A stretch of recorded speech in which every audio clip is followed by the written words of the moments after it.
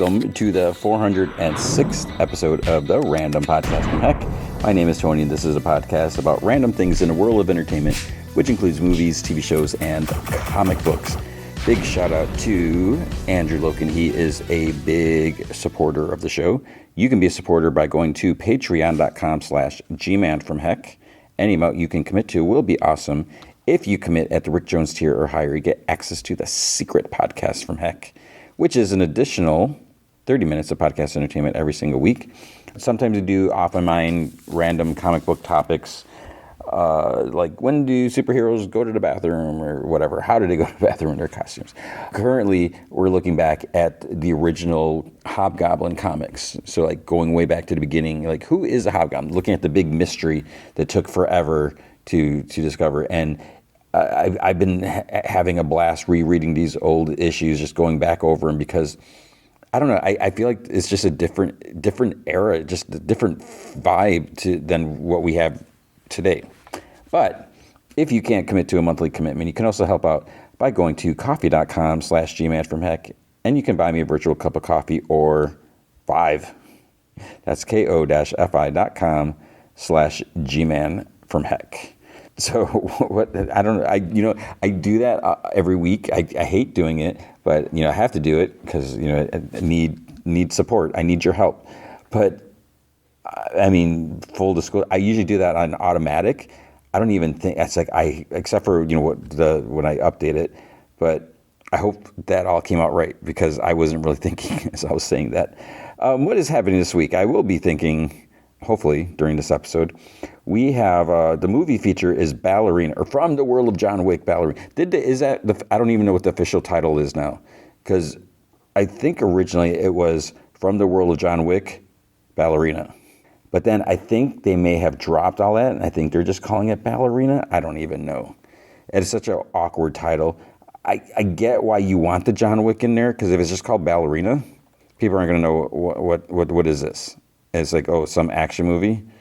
So we have that to talk about. And you know me, I love the John Wick movies. How will this stand up? How does this compare? I don't know what I'm trying to say. But then we have the season finale of Doctor Who, season 2 finale, and things were crazy. And so you may have heard the spoilers. I heard spoilers before crazy stuff. Still picking away at Star Wars Andor, and man, so I'm only at episode 8. You may have finished. You're like, man, what are you doing? I finished this like a month ago. Has it been a month now? Maybe not quite. But episode 8, holy crap! There's a lot going on here, and I can't imagine. And I think that's another thing that would just bum me out is if you're like plowing through these episodes. With this episode, I want time to like think about everything because it gets, if you just go boom, boom, boom, boom, it almost like it desensitizes you to like what's happening. But you do you, and I can only do what I can do. So. Episode 8 this week, and we got Murderbot, the 3rd episode of that, and that is going to be it. So we'll see how things go. I am approaching the final week of school. I have so much to do this week. Oh my gosh, it's crazy. Yeah, I'm still so much to do, so much to teach, and tests to do, and grades to do, and graduation things to think about, and report cards coming up. Yeah, so there's a lot. But let's get into the news. Not a whole lot. Fantastic Four. It's projected to earn between $125 million and $136 million opening weekend. So that's pretty good. I don't remember what the Superman was. I should have looked that up. But the 125, 136, that's Spider-Man Homecoming made $117 million. So that could be more. I mean, let's hope that it does well, because I feel like Marvel does it, especially since not everyone, but a lot of people are really ganging up on, Thunderbolts was a dud. It was a bomb. It wasn't profitable. even though it's such a good movie. So let's hope that this does well. And that's July 25th. So that's the week of Comic-Con. And I don't know if did I mention. So Friday had a beach field trip. So at my school, we go to the beach, which sounds crazy. It is crazy. Beginning of the year, end of the year. It's way for the class, the middle school, the bond. The whole middle school goes and everything. And we have parents go, parent drivers, and everything.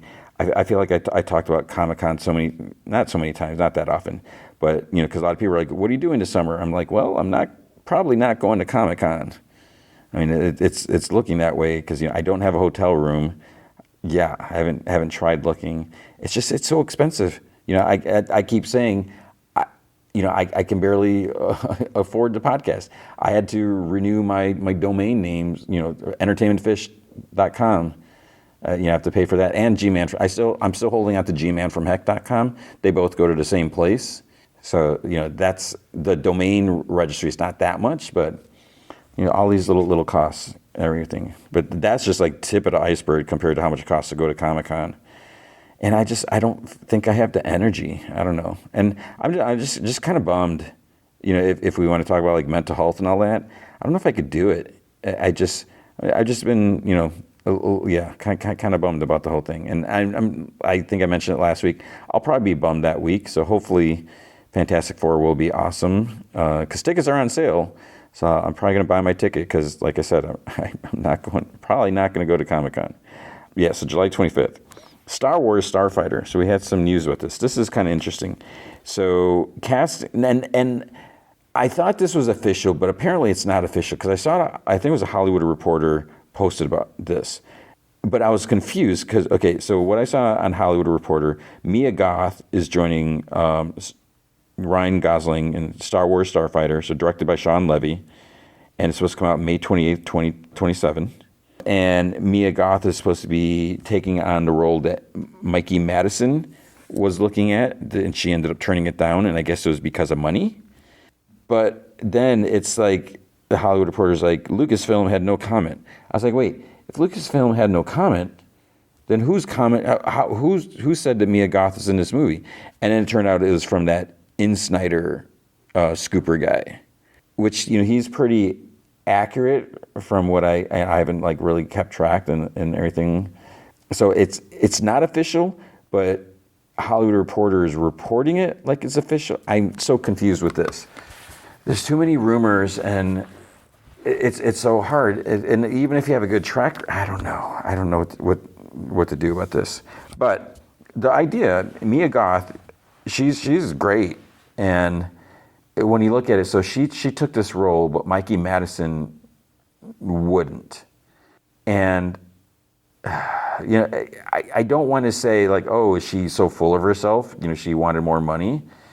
She won an Oscar, but I look at what Mia Goth did, especially in the X movies, and like Maxine and Pearl. I mean, that she's amazing. And I hate to say it because I know people like it, but Anora, I thought it was just a fine movie. It was good. I have really no desire to see it again anytime soon. It was just a standard movie to me. I don't know.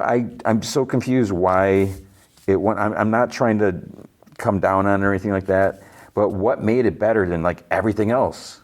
And I can't quite put, because I think as I said, it was kind of like Pretty Woman Deluxe, like a more serious, not a comedy, and I don't know.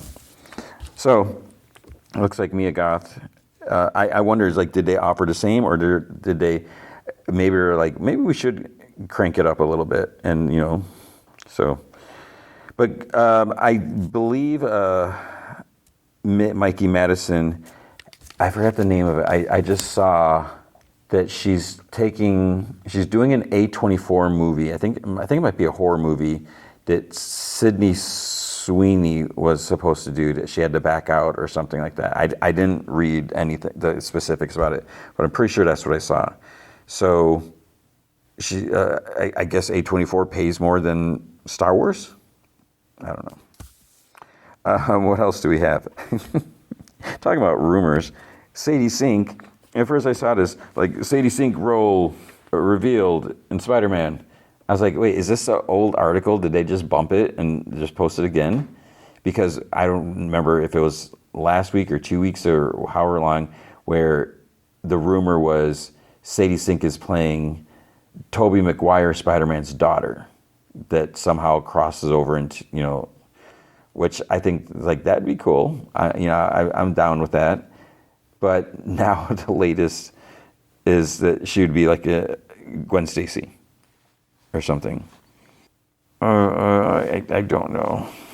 I mean, it's annoying, but I'm sure people are having a field day with it, because every time one of these rumors come up, that gives websites another piece of content, because they can just post it, and I usually will click on it because I need to search the internets for news. But yeah, someday we'll know the truth. Hopefully before the movie comes out.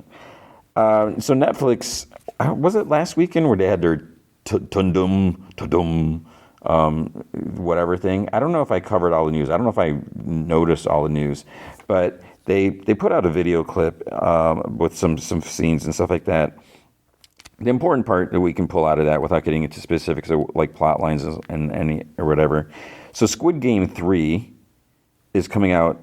I didn't realize is June. Did I know that? And June just crept up? Because I remember when the season 2 ended, I was like, oh man, it's like it's ending on a cliffhanger. And now, we got to wait till 2025. Well, it's here now. So June 27th. So I'm excited for that. And then we know Wednesday's coming in August, but they're breaking into 2 parts. So August 8th and September 3rd, because I don't think I mentioned the dates before. And then Stranger Things 5, people are not happy about this, but it's going to be broken down into 3 parts, which I think is awesome. I don't know if I'll be able to cover it, because in 3 parts, it's like, what does that mean? Because wasn't the last season, like, episodes were like an hour and a half or something, or like almost like movie length episodes? I don't remember. But Stranger Things 5, Volume 1 is November 26th. Volume 2 is about a month later on 12/25, Merry Christmas. And then Volume 3, a week later, Happy New Year, December 31st. So it's like, okay, we have some stuff to look forward to. Tom Felton, I interviewed him once when he was on The Flash. He was nice. He is returning as Draco Malfoy. But it's like, wait, in the new Harry Potter? No. He is going to be playing Draco Malfoy in Harry Potter and the, Cursed Child on Broadway. That's interesting.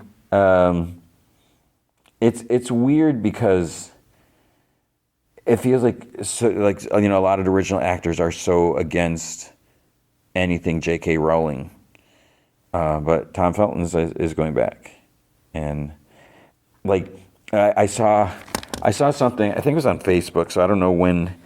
Maybe it was Facebook. I don't remember if it was Facebook. I look at so much stuff, and like a lot of times I don't jot stuff down, and so it's just in my head somewhere. So I don't know, and this could have been something that was said like a month ago, and I'm just seeing it now. But once upon a time, at some point, Daniel Radcliffe was like, who would you ever want to play another character in Harry Potter? And, with like the revival or whatever you want to call this now. And he said that if he did, he'd like to play like Sirius Black, because he feels that that's an interesting character, and he thinks it could be like fun to do that. But he's like, that would never happen, because he has no intentions of doing that. He seems, I don't think he's necessarily said anything directly, specifically, but it sounds like he's pretty adamant that he will have nothing to do with Harry Potter. And I feel like it's a J.K. Rowling thing, and her views like on transgenders aren't real people, or whatever her problem is. And he's like, but now you have, it's like, that will never happen, but now you have a nice headline for an article or something like that. So that was kind of funny. Oh man, I forgot. I don't know if there's any clip or trailer or anything, but there's Ready or Not 2 update. So I am super excited. I love the first movie. Samara Weaving was great in that, but we also have Catherine Newton and she seems really cool. You know, she was good in Ant-Man, Quantumania. You know, I need to watch that movie again. But what else? She was in Lisa Frankenstein. She's good in that. And I feel like there's something else. Oh, she was in that what was that movie? I'm asking you like you're going to tell me. Where a group of people broke into like a mansion to kidnap they broke into someone's house or maybe they broke into a mansion to kidnap this girl who was a daughter of like some mob guy or something like that. But then it turned out that the girl was a vampire. What the heck was that movie called? I saw that recently. I don't think I ever talked about that, but I didn't see it in a theater because I think something else opened up. But she was good in that. I really like. She seems like really cool. So Samara Weaving, Catherine Newton. I think that's going to be great. 28 years later. So I believe tickets are on sale now for that. I need to get my ticket. It has an official rating. It is rated R, of course. It is rated R for strong, bloody violence, grisly images, graphic nudity. Does that mean not zombie nudity? Language, and brief sexuality. Brief zombie sexual. I don't know who. Hope not. I hope it's not zombie. Well, I don't think we need it in the movie, but let's not hope it's not zombie sexual. No sexy zombies. we can't handle that. And then the last bit of news. I feel like I'm missing news. There must be other stuff that happened. Rumor time. I don't know why I'm ending with this, but I forgot who was it that posted. I don't think this was an insider. I don't remember who said this, but the idea is, maybe Marvel. I feel like I mentioned this before, but the idea is like maybe Marvel will be bringing Kang back, because the tie-up storylines, plot threads, and all that. But they're gonna have Robert Downey Jr. kill him off, just so they can like be done with it, which seems extreme. It's like why do that? When, the idea, because if they did, they would recast him, variant, whatever. And the rumor possibility, which I think would be awesome, would be Tremel Tillman from Severance and Mission Impossible, Final Reckoning, that he would play King. So we'll see. I still can't help but wonder, what would Kang Dynasty have been like? What was the script? What would the story be? What are we missing out on? And is there some alternate universe where we get Avengers, Kang Dynasty? What was the other one called? Was it that leading into Secret Wars? I don't know, but what I do know is that is going to be the news for a week, and I do know that we have a lot more to talk about. With comic books, at Image, there wasn't a whole lot. It was weird. It's like the first week of the month. Usually it's the fifth week where things are a little light. We had Deviant Volume 2, so you should read that. It's really weird and interesting. It's a James Tynion, so it gets a little dark, but it's compelling. You should read that. Geiger Volume 3, that's been great. Kaya 27 came out. I think I did not read 26. So I need to get caught up on that. I'm like 97% sure I didn't read 26, maybe 95% sure. So I didn't read 27. I was like, I didn't have time. Radiant Black, I've fallen behind in that. I think the last one I read was 26, which that's crazy. And then there was G.I. Joe Real American Hero, 317. So we got multiple things going on. We have some Joes that have made their way to Cobra Island to see like what's going on with the Revanche or whatever, like the AI stuff, and Dr. Mindbender. Because like all the guests at Cobra Island at the casino, they got turned into either like zombie cyborgs or something, zombies. But they're being given a cure, but they're being injected with stuff. So it's like, are they being injected with more something to control them? And are they going to be made into sleeper agents? What's going on? Dr. Mindbender, he gets a deluxe enhancement.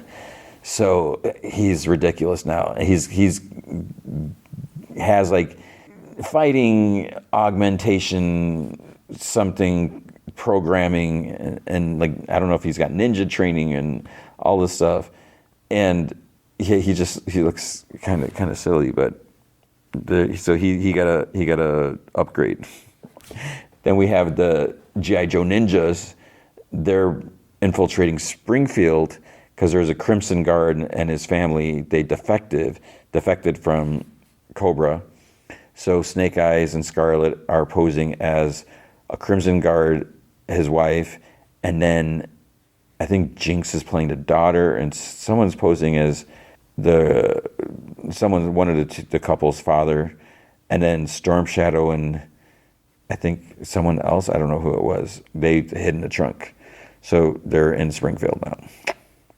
So that's gonna, like, what are they gonna do now? And because I mean, Cobra's not even there, so I don't know what they need to. Yeah, no, who's running Springfield now? At Marvel, we had all new Venom, and we have anti-Venom versus Venom. So there's this group, this organization that Flash Thompson as anti-Venom is kind of working for, and their goal is to contain the symbiotes. But this woman in charge, I don't remember her name, she is like borderline like psychotic, and she's like, she hates these symbiotes, and at one point she's like, we should just collect them and turn them into fuel. It's like, okay, it doesn't matter they're alien species, so you're just saying that whatever. So like if E.T. the extraterrestrial crashed to Earth, you just take them and you turn them into whatever, oil, so you can run your car, even though it is a living thing. And just because they're not from Earth shouldn't mean that they don't have rights. Yeah, it's just, and then there's someone else working like behind the scenes in shadows, but like the first, I don't know if they may be on the next issue cover. There's one point where you see a shadow, and like, what are those things in the shadow? So it's like, it's pretty clear who it is. I mean, I knew who it was right away, and I'm sure it's not like I'm some genius comic book reader that can figure everything out. So I'm sure everyone can figure it out. But if you couldn't, they'd show you at the end who it is, and it's so stupid because what I'll say is it's a Spider-Man villain working for this. I'm assuming they're a government agency, which is like, how and why you got this criminal. And then the other thing is this is a criminal that has been a Spider-Man villain that has been defeated so many times. This villain has caused a lot of problems, is given Spider-Man a run for his money, but they've been defeated so many times. And we're going to have to see Venom fight. So yeah. But then Flash and Mary Jane talk. I just spoiled who Venom is in case you were unaware. I mean, it's I don't know if it's Mary Jane is Venom, in case you haven't been reading, but it's been a few months now since they've mentioned that, and Flash is supposed to bring in Venom, or he's gonna like get in trouble and whatever. So he's like, they're trying to figure out like, well, how can we do this? How can we buy some time? Maybe like fake a fight or whatever. And so while I've been digging this issue, I didn't. There's just a couple, like a lot of little things that just like, Then we have Amazing Spider-Man issue 5. So this kind of wraps up all the drug psychedelic stuff that Spider-Man's been dealing with, and Hobgoblin. So Hobgoblin's been behind the scheme to put all this like stress, hypnosis, whatever stuff in like a soda. Why? That's kind of explained here. But yeah, so interesting. I get it's weird. And the other thing is weird. So here we're back to Hobgoblin, where I think he's like flying with wings, like on his costume, and he's got his flaming sword, which I forgot when and where he got that, but he's had it for a while, but he hasn't really used it in a while. Like wasn't he just in Miles Morales recently? Did he use the flaming sword then? I don't know. Daredevil 22. I did not like this villain. So we had this, fungus spore villain that's been infecting inhabitants of this like apartment building, and Daredevil is getting mixed up, and he's trying to fight this. Like you look on the cover, and Daredevil's holding. Oh, wait, maybe it's not. Okay, I don't think that I can't tell if that's his billy club, but it looks like he's either hitting this thing. There's like it's like coming apart, but the alien, it's not an alien. The fungus spore thing doesn't seem bothered by it. So it's just not my favorite villain. It's just Doctor Strange of Asgard #4. We get to the bottom. We get more answers. It's like who committed this big murder that Doctor Strange is kind of covering up because it seems, not necessarily whether it did or not, but it seems Loki may have been framed for this murder. He did it. He was there. Doctor Strange saw him. He had a dagger in his hand or whatever, but he's saying he didn't do it. He's saying he was framed.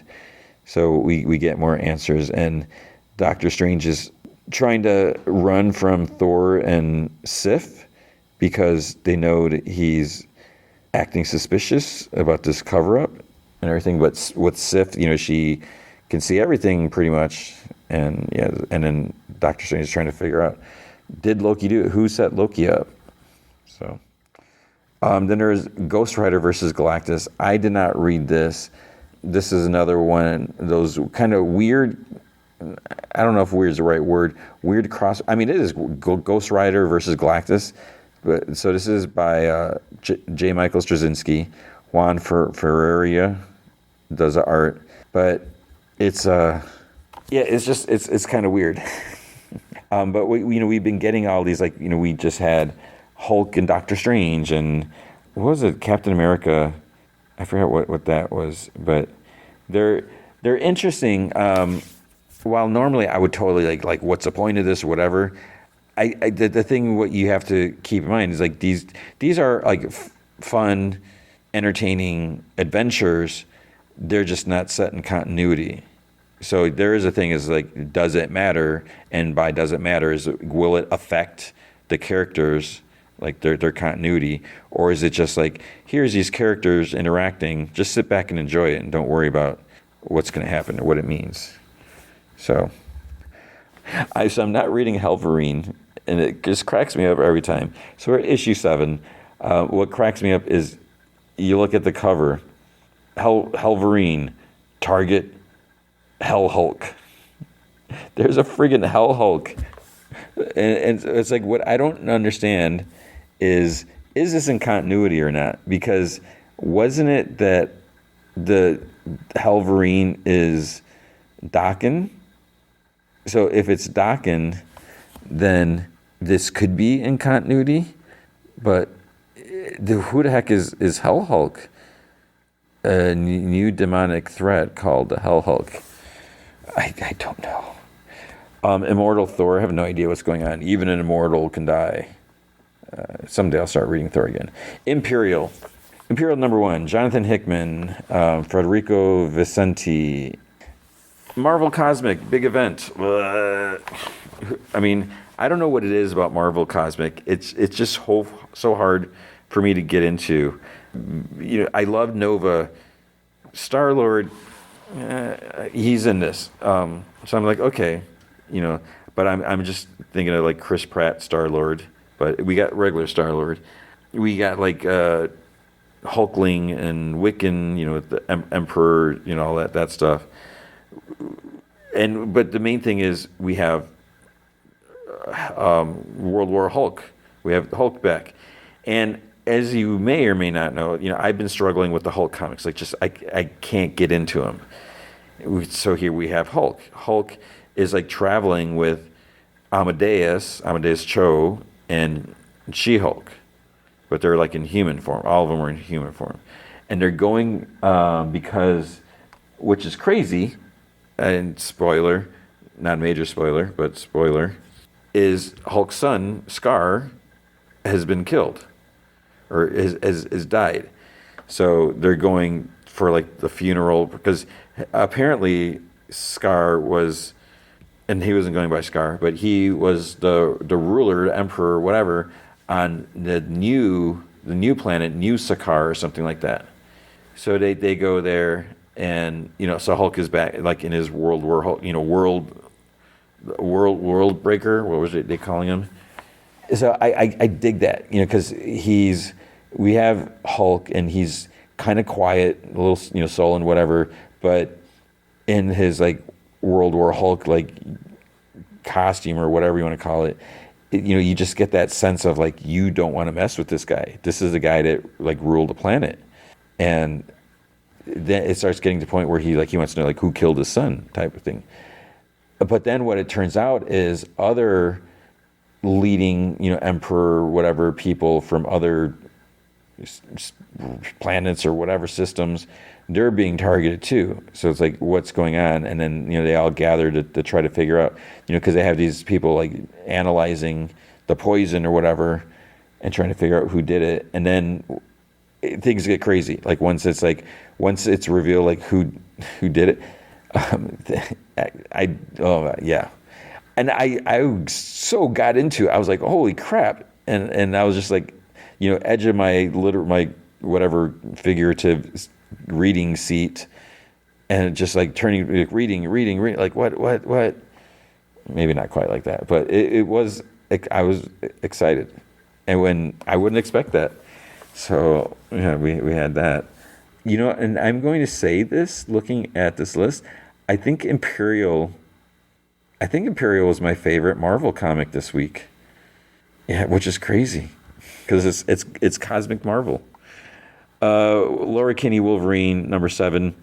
So Laura's been in this like dream world, this perfect world where Wolverine's her dad, and Gabby's her sister, and they live in like a house in the suburbs or whatever, and you see on the covers like, what, she's got a boyfriend, like who's this? And yeah, so we get some answers. But so I will say this, spoiler, they wrap everything up. It just felt like it was wrapped up really quickly, so it was weird. The World to Come. So this is by Joe Quesada and Christopher Priest. It's a Marvel Knights book, and I wasn't really reading the Marvel Knights stuff. I don't know why. For some reason, I never started, or I missed it, and then I just didn't read it. So it's cool that Joe Quesada is back at Marvel, doing art. I love his art, and I like Joe Quesada. He seems, I was in close proximity with him. I don't think I ever actually interviewed him, but I've talked to him. And, he was always nice. He was good to me, But with this, it's weird storytelling, because it kind of jumps around. It's like in the future, and then it jumps back, and then it goes back. And where there's like a shocking, you may have heard about it, there's apparently sort of a shocking last page. And it's like, what does that mean? I don't know if people are just going to be in an uproar over this. I heard people, but I could see that, haven't hit any message boards. I don't know, but I just imagine people are not going to be happy with this. But it's like, but Christopher Priest, he's done a lot of Black Panther, I think. So it's not like some random new person, let's make this big crazy change to Black Panther's whatever mythos, and yeah, so it's crazy. But yeah, I don't know how you feel about like this storytelling. I mean, it was interesting, but yeah. Red Hulk #5. This was a little annoying because I don't know if I should spoil it, but so Red Hulk, Deathlock, and Machine Man, they're trying to escape Latveria. They've been held prisoner. Thaddeus Ross, he doesn't know how long he's been held prisoner. They escaped, and he was drained from all his gamma radiation or whatever, but then they set off like a nuke or something, so he absorbed all this energy, and he's back, and then the weird thing is all these like doom bots are attacking him, and he's just like plowing through all of them. But then, wasn't it just last week or week before, like the Avenger, someone got their butt kicked by some Doom bots. I was like, Doom bots are like the biggest joke practically in the Marvel universe. Like, they do nothing. Like, their power is to just blow up and get blown up. So we have all these Doom bots attacking, and he's plowing through, and then they call for backup or for extraction, but because of this one world under Doom stuff, all the nations are kind of bowing to Emperor Doom, and so their extraction may not go according to plan. Ghost Spider-Gwen to Ghost Spider. I didn't read this. I really like that cover. I think that it's. I'm not really sure what's going on. There's like stuff with her and Loki, I believe, in this issue, and this is continuing the current whatever story arc. But there's something about this costume. This, like, she's wearing sort of like a spacesuit. It just looks really cool, and I think that would be like a cool action figure or statue or whatever. So hopefully we'll see that. We got Storm number 9. I still can't believe that Storm has been granted like new powers by like eternity. So like the big universal force. So she's got these powers now, which it's like, wait, what? So but I'm not reading it, so I don't know how that's going. I did unfortunately read Ultimate Spider-Man Incursion. Why? What is the point here, man? So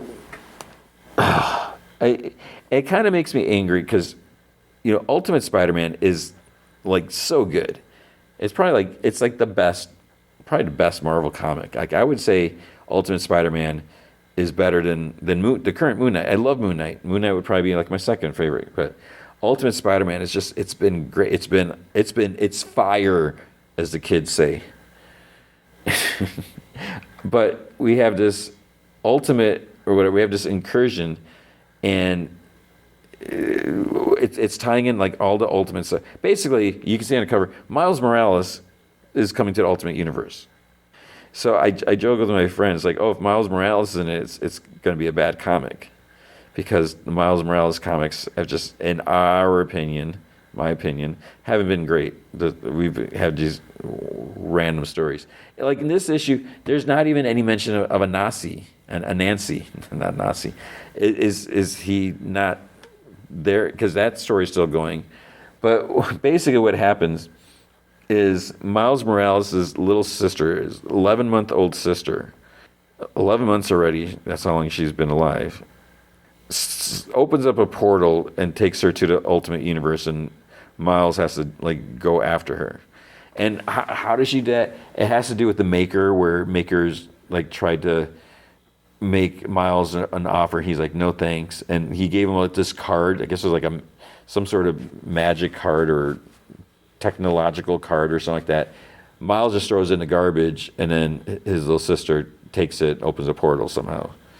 So then what we get is Miles running into Spider-Man and his son in costume.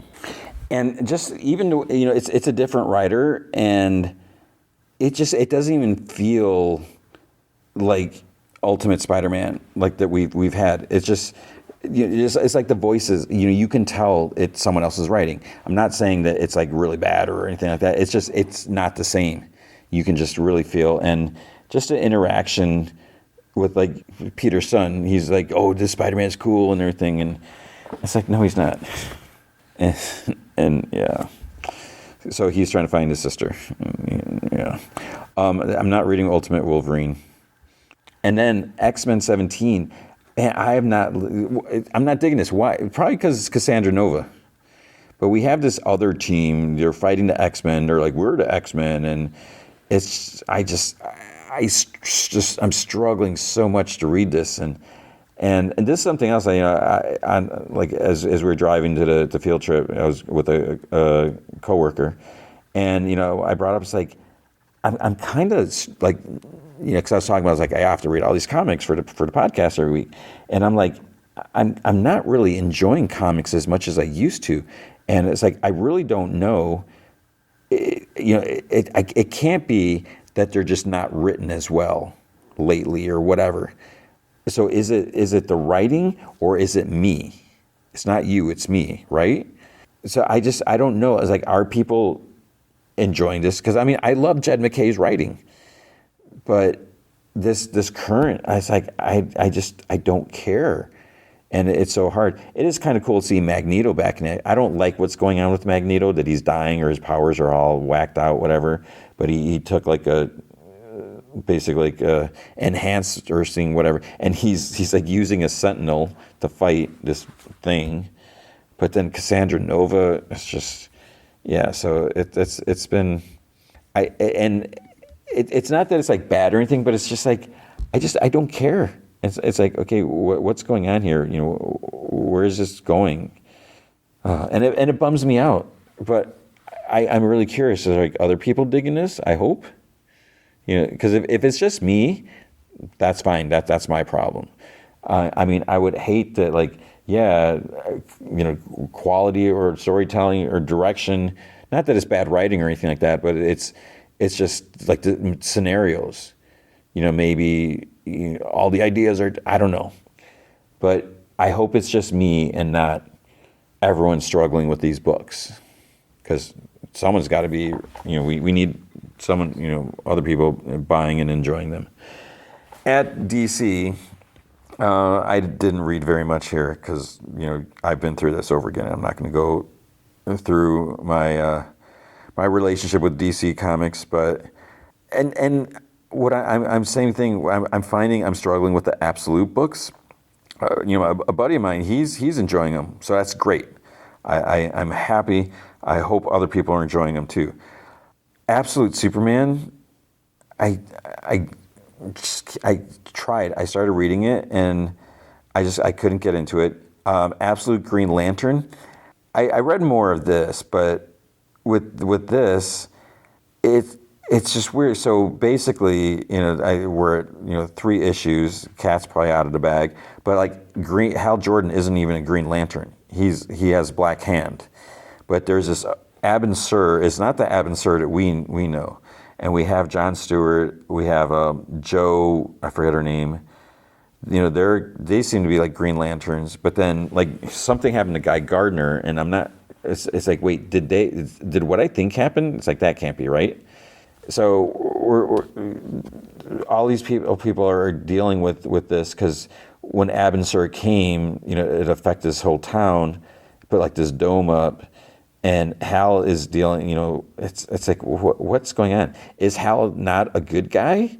Because, you know, he's like talking with Joe, and they're like, you know, you need to stand down and everything, and yeah. So it's just, but what it comes down to, it's where I applaud, you know, and this is the key, you know, like, why do I love Ultimate Spider-Man so much? You know, as I mentioned last issue, not this week, the last one that I read, where they're taking risks, they're taking the main elements of what makes the characters who they are, they're using those, but they're adding to it or going in a different direction, tweaking and whatever, enhancing, making it really cool stories that feel different but also the same. So we kind of get that, you know, it's a whole different thing, different publisher, so not necessarily the same, but it is kind of the same. So like Ultimate Superman, you know, it is Superman, but there are some big enough differences that makes it so it doesn't just feel like it's another Superman in an alternate universe. And here, you know, Green Lantern's big, really big differences, really big risks. But for me, I'm kind of like, I don't really need these risks. I just want good Superman, good Green Lantern stories. I would rather just read stories in the main universe, because, you know, put some, you know, powerhouse writers into like the main books. Like, let's build up who these characters are, and let's tell cool stories and push them forward and tell more fun, exciting, crazy things. But then here, you get these big writers, because, you know, it's Jason Aaron doing Ultimate Superman. You know, it's Al Ewing doing Green Lantern. We have Jeff Lemire on. Wait, is Jeff Lemire doing Flash? Right? Who's doing Martian Manhunter is Dennis Camp is the writer with Javier Rodriguez, and then Kelly Thompson is doing Absolute Wonder Woman. Yeah, I'm just having a hard time because if I never read and if all of a sudden DC's like, yeah, we have to cancel the Absolute line, we're not putting any more out, I'd be like, that sucks for all the creators, but for me, I wouldn't lose any sleep if I never read another issue. You know, I'd be bummed for a couple of them, like, or especially like Wonder Woman, but yeah. So it's just, I feel like there's so much to read that now they're making more to read, and that's the point. You know, they're like, let's make a new line so we can sell. You know, instead of just selling Green Lantern, we can sell Green Lantern and Absolute Green Lantern. Instead of Wonder Woman, Absolute Wonder Woman. You know, we got doubled whatever, rather than just do like, you know, Spider-Man, Amazing Spider-Man, and Peter Parker, Spectacular Spider-Man. So they're just different. They stand apart from each other, and I feel like I'm talking about this way too much, but I'm just really struggling with it. JSA number 8. I started reading this, and you know, we were getting to the point where it's like, I need to get through these books so I can. And I hate that I have this feeling, and I wish I had time. And hopefully, you know, after this week, it'll be a little different, maybe, hopefully. But it feels like, especially with the DC books, it's like I'm always reading them at the last minute, you know, trying to get through them, and that's why I don't get through them all. And you know, there's reasons for it that it takes me longer. Why am I? It's not that I like Marvel better than DC, but it's like I have the opportunity to read Marvel books earlier, so I can get through them all. I can't get through all the DC books.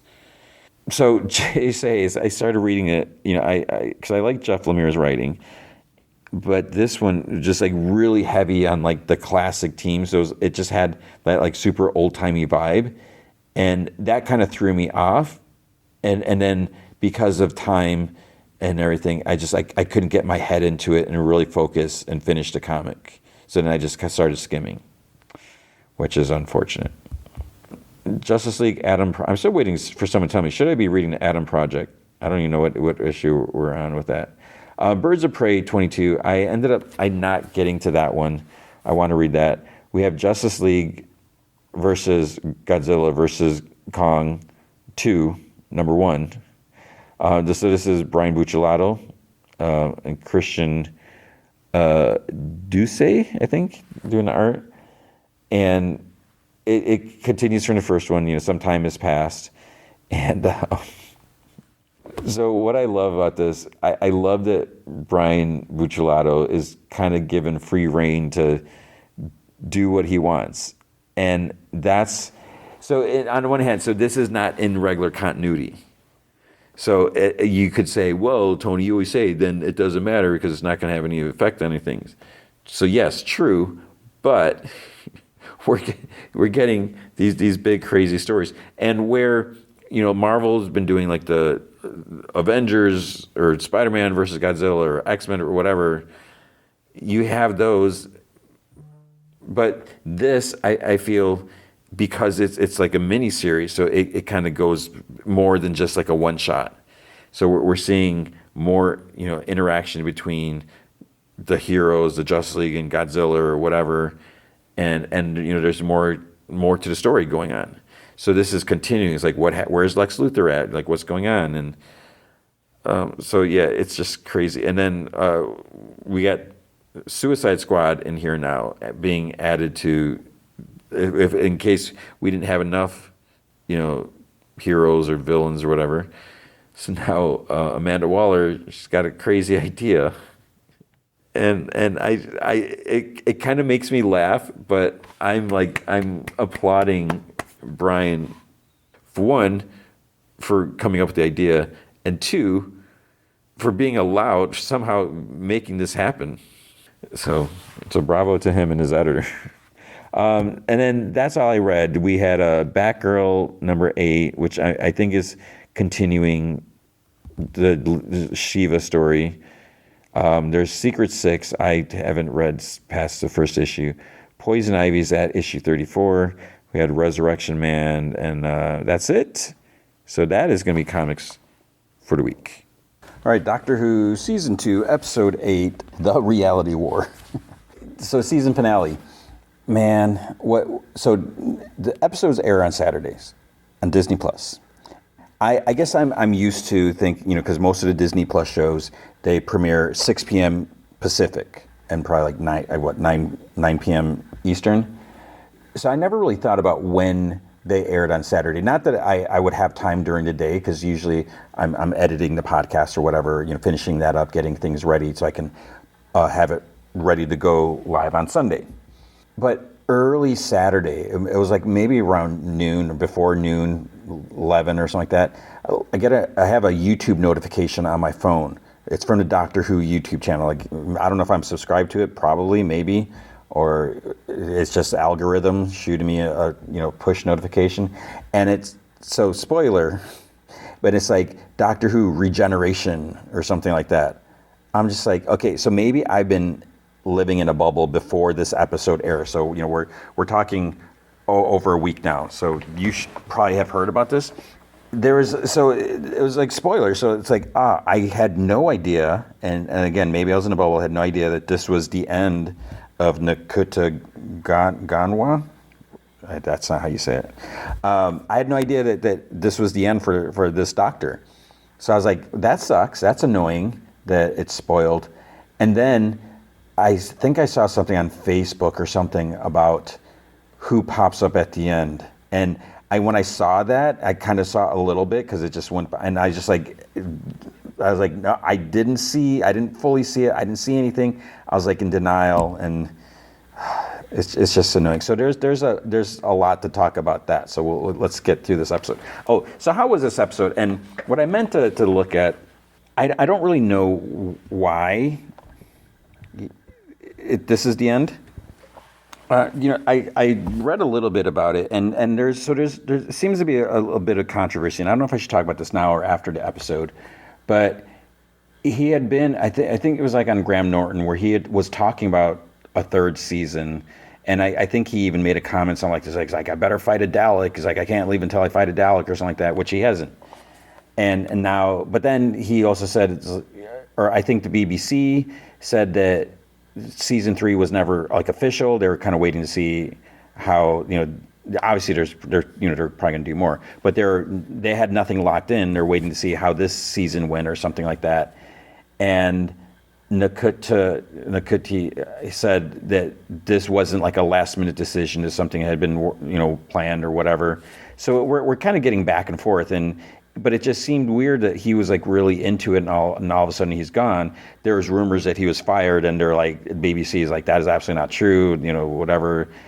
So it's weird how this is all happening, and it's not quite clear what exactly happened. Now, has Nakuti Gatwa said anything himself? He may have. I saw some. I don't want to like necessarily click on them, because I don't know if there's just clickbaity, whether they actually know everything, because it just seems like, I don't know what the answer is. I mean, he said that, one of the reasons the roles are very demanding and everything like that, so maybe he just got burnt out. I also wouldn't be surprised. I'm sure he's gotten a lot of backlash over it. One, because he's black and people are racist. And some people are blatantly racist, and some people will try to hide it. Some people say, like, the show is too woke, which is basically them complaining about his race. Or the people are complaining that he cries too much, he's too emotional. I mean, what is wrong with that? And I mean, unless someone has a heart of stone and they feel absolutely no emotion, we all feel emotion. And maybe some people don't express it publicly. Maybe, these people are, crying at home or whatever and not crying out in public. Or, maybe they're not crying at all. I don't know. But I keep seeing so many people complain about just the show being woke and this and that, whatever. And I think, I don't know. I don't think that's a problem. He does cry a lot. There has been times, and I don't have a problem with that. But there has been sometimes it's like, wait, I don't know if you necessarily need to cry about that. There are other things that are more tragic. This one wasn't that big of a deal, but That's besides the point. I think he's been great. He's been fun. I don't like the fact that he's suddenly in love with this guy Rogue. I don't care that he's in love with a guy. I don't care about the guy. That has zero. That does not matter to me. What matters is the fact that the doctor has never expressed any romantic interest in anyone for the most part. I mean, there's never really, he is always been like non-sexual, which is why even though I don't really like the idea of a doctor regenerating to a woman, I feel like he is a male species, a male Time Lord. What do I know about their physiologies besides they have two hearts? To me, it just doesn't make sense because there's been male Time Lords and female Time Lords, so it feels like there is a distinction, but that's besides the point. So he's never expressed, he's always been non-sexual in that way where he's never been trying to romanticize anything. He's traveling with his friends, and I hate the terms friends, his companions, but companions is a little weird. So who knows? I don't know what the answer is, but yeah, he's not apparently going to be there anymore. Let's just get into this episode and then maybe dive deeper into it. So he couldn't. The last episode, he was on a balcony. He was like falling, and he was like screaming, yelling, whatever. The world's all full of energy around him, and then behind him. On the locked door and a piece of the balcony, almost seems like a laser is bzzz, like cutting through, and then it opens. There's a woman in a suit standing there, and it's Anita because he's pretty surprised, and she's like, "Welcome to the Time Hotel. If you'd like to come with me, sir." And he smiles, takes her hand, and she yanks him into the hotel. So this is Anita from the Christmas special, the one episode with Joy, where he stayed at that hotel for a year or something like that. But anyways, it cuts to the bone structured. Ronnie's like, magic door? He had an actual magic door? And she's like, too late. But then, because the Vindicator that's stuck on the big giant clock, it hits midnight. And we see Ruby and Shirley and that other, what was her name again? I had it, I remembered it, but whatever. They look up from the streets and they're about to get smashed. But then Ruby wakes up with a start in bed, and she like gasps in sighs. And her mom comes in with like coffee or tea. And she's like, happy morning, one more day to go. It's May the 24th tomorrow. So it's like, wait, did she just jump back a day? Because this clock struck and it was supposed to be May the 24th, but now it's not. So we see back when Belinda was forced like over the threshold in the structure things. Then her alarm clock goes off and it's 7 a.m. She smiles as she wakes up. She reaches for her husband, for the doctor is John Smith, and he's not there. So she's like, John? And the Time Hotel, the doctor's like, what? But Anita. And again, she was in that Christmas episode. Because what they spent, like, we see like a bunch of flashbacks of their time together. And she's like, hello, doctor. And then, because, they hug. He's like, oh my God. He's like, oh, but the world was destroyed. And she's like, no. She's like, look. And she opens the door and they can see like London with the giant bone structured creatures walking. She's like, it's May the 23rd again. May the 24th never arrives. It resets, it gets to midnight, and then all clicks back to 7 a.m. on May the 23rd. It's done it hundreds of times, and then like the door opens, and we see it appears to be like in the middle of the sky, like it opens from nothing, like underneath the bone structure thing. And he's like, but we're in midair. And she's like, I've got the house key. I can open a door anywhere. He's like, this is crazy, Anita. It's so good to see you. And honey, somebody else was pleased to see you too, because she's pregnant. And they both laugh and they hug again. And she's like, Ricardo. He's like, Ricardo. And she's like, head of HR. And she's like, he worries too much, but he's lovely. I'm having a baby boy due in 3 months if we ever get there, because this place is in trouble. So then the building kind of like crashes and strains, whatever. And then there's a big alert on the top, abandoned hotel. So Anita says that the hotel's in spasm because they're in the year 4202 and the world keeps ending in 2025. And she's like, as far as I can see, that woman in the sky. And the doctor's like, the Rani. And she's like, the Rani, she's a Time Lord too, yeah? And he's like, yes. And she's like, I tried looking for your TARDIS, but I can't find it. He's like, whoa, Anita, you are talking Time Lords and TARDISes. When I left you, you were just, kind of chuckles. And she's like, ordinary? He's like, I didn't say that. And she's like, this job at the Time Hotel taught me so much. And on my days off, I'd go looking for you. So we see like flashbacks. She opens the door to like, it says like live chess game or something like that. Matt Smith, doctor, is sitting at a table. And then another door opens with a room full of Daleks. One doctor, John Pertwee, the third doctor, is strapped to a table, and there's like an image on a screen above with the second doctor. So you probably know what episode that is. I don't recall the exact one. Then the next door has the current doctor dancing with that rogue guy that he somehow, fell in love with, even though he knew him for like 2 minutes. She watches him dance, and she's like, oh. And she's like, I ran straight from that to Ricardo. So I think she like had a crush on him or whatever. And she's like, okay. And she's like, so I ran straight to Ricardo. So all is well that ends well. And she's like, but what about this Ronnie? Why is she doing all this? Why does, Friday the 23rd keep resetting itself?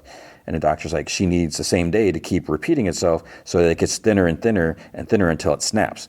Once it's broken, she can see underneath the skin of reality. And Anita's like, what for? He's like, to find Omega, the most fearsome Time Lord in existence. And he's like, can you take me to her? And she says that the palace of hers is no entry. She's surrounded by a threshold. She's like, we can't get in. What the heck is a threshold? They talk about, the way they just throw it, it's like, oh, there's a threshold around it. They talk like it means something. Does that have some other meaning that I don't know about? The Ronnie and Mrs. Flood, they look at a display, and it says that that portal was a time hotel, December 2024. And Ronnie says to Mrs. Flood, she's like, you were supposed to follow him everywhere. And she's like, all right, I had Christmas off, and so did you. She's like, we're the same person. And the Ronnie's like, he'll try to stop us. Like, we can't wait for another midnight. And then Mrs. Flood's like, we don't have to. It's like, the Seekers have fixed the location. And she's like, there. Then on the screen, it's like, something like that. Hidden reality deep in the underverse. Omega, creator of the Time Lords, our Lord and Master. And the Ronnie's like, no one is Lord and Master of me. Now, how to bring him home? In Poppy's room, the doctor arrives through a door portal. Anita stands next to him and tells him that Belinda woke up without him. And she's like, every time the world resets, it gets a bit bumpy. Things fall through the gaps. And everyone sort of like compensates, just to make reality work. He's like, it's a world built on a wish, willed into existence by the Ronnie's pet human, Conrad Clark. And then Conrad's like reading, oh, the doctor loved playing jokes and games, and he had a favorite planet called Earth. So the doctor picks up Poppy's stuffed animal. He's like, and I have a daughter. And he's like, but she isn't real. And he stands and turns on her with her fingers out. How dare you? This is so silly. They get so upset. He's like, I have been in the halls of the Goblin King. I have stood in the palaces of the Daleks. I have entered the caves of Satan himself. But what has happened here in this tiny little bedroom in the middle of suburbia is bigger than anything.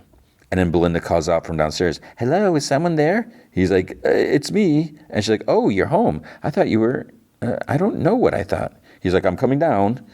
And she's like, I'll make us some tea. And Poppy's in the kitchen in her high chair. And Belinda's like, oh, Daddy's here. So he comes down the stairs. And this was like kind of weird. He takes off his suit jacket. He drops it on the floor at the foot of the stairs. And so now he just has like a t-shirt and a vest on. But then he somehow has like a long skirt instead of trousers. So I don't know if it's his, I don't know if the jacket turned into, I don't know how his clothes changed. But he has pants underneath. So then the music swells, and he steps in the kitchen. He looks at Belinda. It's like they make like this big production out. I don't know what's going on. Belinda and Poppy, they go through a portal and enter the time hotel. And Belinda looks down. She's like, I'm Belinda Chandra. And he looks down. She's like, and you're Poppy. She's real. Oh my God, you're the doctor. And to Poppy, she's like, but you're real. We've had a baby. And the doctor's like, in a single day. And then Belinda starts getting Belinda-y. She looks at him, and who's that?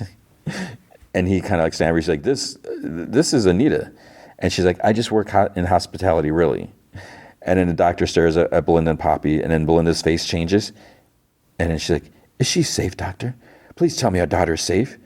And the doctor's like, she is in danger, but we will fight, Belle, to save her. Fight like never before. So at John Smith's office, which used to be a unit, boss Kate sees a time hotel door opening on a wall, and she's like, what on earth? And then she's like, well, don't look. All you keep working. She yells at them, so she wants them to keep working. Anita opens the door, and the doctor's like sort of leaning against it like he's too cool for school. He marches out defiantly in the centered room, and Kate's like, Mr. Smith, what on earth do you think you're wearing? And he's like, the future. And so Anita opens another door like on the other side, and the doctor's like, just a second, guys, because These are doorways into real time, allowing you to see the truth. So another door opens and like the wind blows like papers and stuff, they start flying. Kate demands she's like, whatever this is, he's like, stop. And he's like, Mr. Smith is gone. I am the doctor. And several mugs like smashed at her desk. Abraham's like, I'm wearing a suit. And Kate's like, I'm wearing tweed. And then a box or a corner of the room kind of like explodes. And then if that's like where the Blinks is there. He's like, danger, subatomic disruption, reality levels now converging. And Kate's like, doctor, what's happening? So he gives her a hug. He's like, welcome back, Kate. And he tells everyone that he's never done this before, so hold on tight. He thinks that reality is reasserting itself. So he holds onto a desk, and then Rosie appears out of nowhere, and he laughs and he hugs her. He says, Conrad couldn't imagine you for even a second, so you didn't exist. But now that you're back, thanks to Anita. So, yeah, if you know who Rosie is, some people are just narrow-minded, and they're like, no, that's not possible. It's just ridiculous. He tells her to keep the door open to keep time running through. Kate looks at a TV and asks, why is Conrad Clark on television? The coffee lady, I don't know what her real name was. I don't remember her, sorry.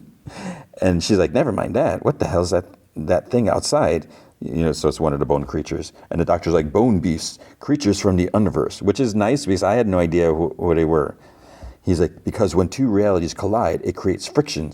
And the friction creates these excitated atoms, and that summons the bone beasts. They're like antibodies. They sort of graze, feeding off the atoms, cleaning up the world. He's like, now, one more thing.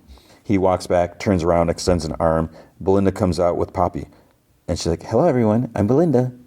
And he's like, and this is our daughter, Poppy. And Kate's like, well, now you're going too far.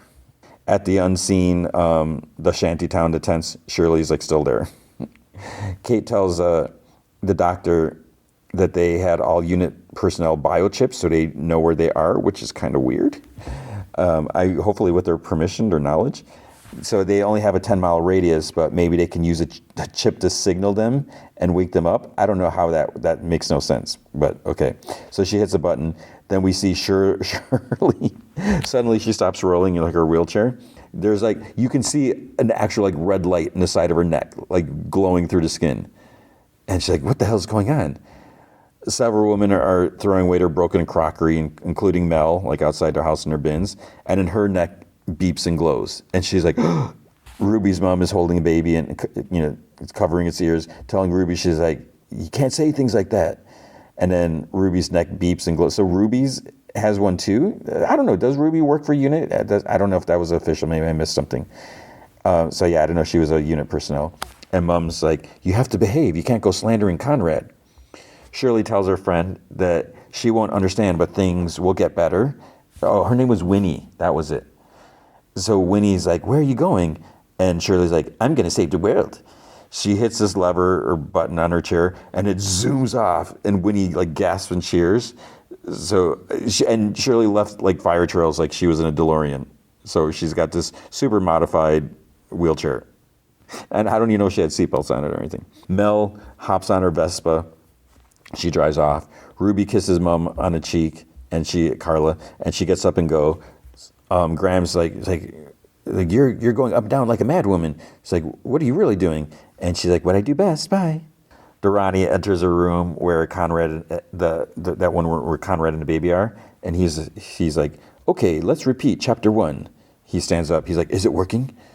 And she's like, we need to move a little faster.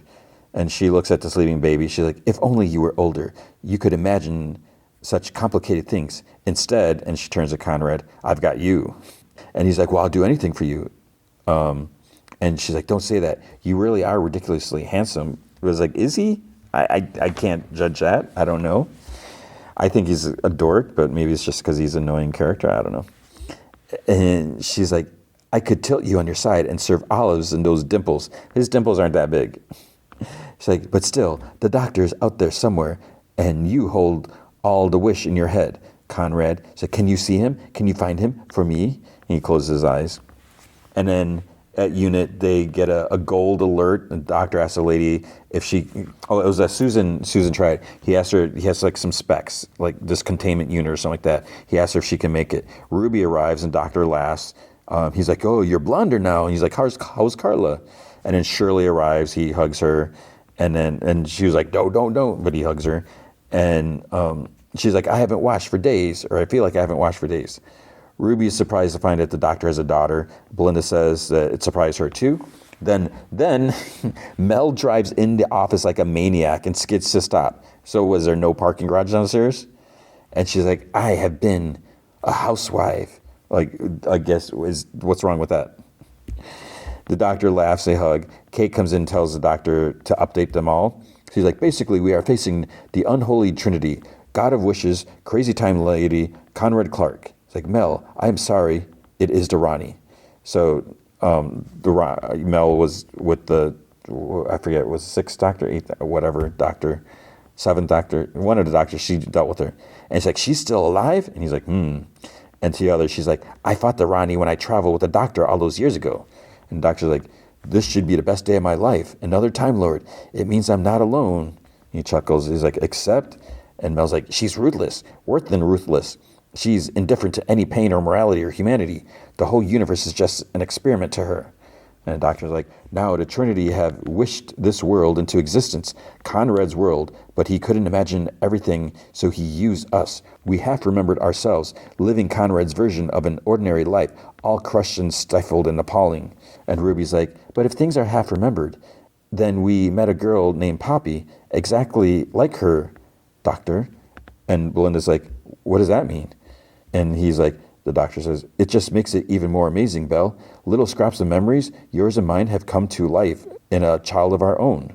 Another alarm blares of Lynx warns a teleport incoming. So somehow the Ronnie's able to teleport in. And she's like, you really are an idiot, doctor. You have the whole world to hide in, and you ran half a mile away. So he like genuflects. He's like, the Ronnie.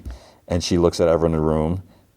And she's like, and Melanie, we meet again. I thought you'd be dead. I thought there was no way that painted doll of a princess could ever survive. Okay. And then Mel's like, I never thought about you once. And Ronnie's like, oh, you thought of me every night. And the doctor's like, Ronnie, the Time Lords were slaughtered. How did you survive? And she's like, I saw it coming. The genetic explosion. I had a split second, flipped my DNA, made a biological sidestep, survived the carnage. And he's like, how did you get to Earth? I have the only TARDIS in existence. And then she lifts her arm, and she has this big bracelet. And they both laugh, and he's like, time ring, poor baby. And she's like, it led me to you, although that wasn't difficult. Find stupid blonde Earth girl, and there you are. And Ruby's like, excuse me? And Ronnie's like, it was so tedious putting up with you and your 57 mothers. Ruby's like, I never met you in my life. So she snaps her fingers, Mrs. Flood appears. So somehow she can do that. And she's like, all right, Rubes, darling. And Ruby's like, Mrs. Flood? And Belinda's like, that's my neighbor. And Ruby's like, that's my neighbor. And then so the doctor's like, they're both the Ronnie. And they both say, we bi-generated. And Mrs. Flood's like, obviously I bow to the mistress, but it took a lot of planning, spying on those two. For, blimey, look at that police box. And pinning it all down to May the 24th. But I was brilliant. Then the Ronnie snaps her fingers, Mrs. Poole is gone. And the doctor's like, the plan is Omega. So Ruby's like, splitting open the world to reach him in the underverse beneath? The doctor's like, every civilization has 1,000 legends about the world hidden below, the upside down, or Narnia, or hell. That is the underverse. And then the Ronnie's like, to which Omega was banished. And Kate's like, my father fought Omega back in the 1970s. He said that he was a Titan, called him the Mad God. And the doctor's like, Omega was the first, the one who discovered time travel, cast out from Gallifrey. Legends say that they bound him and banished him because he is insane. And Ronnie's like, the point is he's alive. Exiled to the underverse means he survived. Which is just like how Zod survived Krypton exploding and being in the Phantom Zone, right? The doctor's like, you can't know that. And she's like, alive or dead, he will work as a gene bank. With his body, I can resurrect Time Lords and construct a new Gallifrey. The doctor chuckles. He's like, your Gallifrey? And she's like, we, the Gallifrey of old, never did appreciate me. But this will be a power in the sky.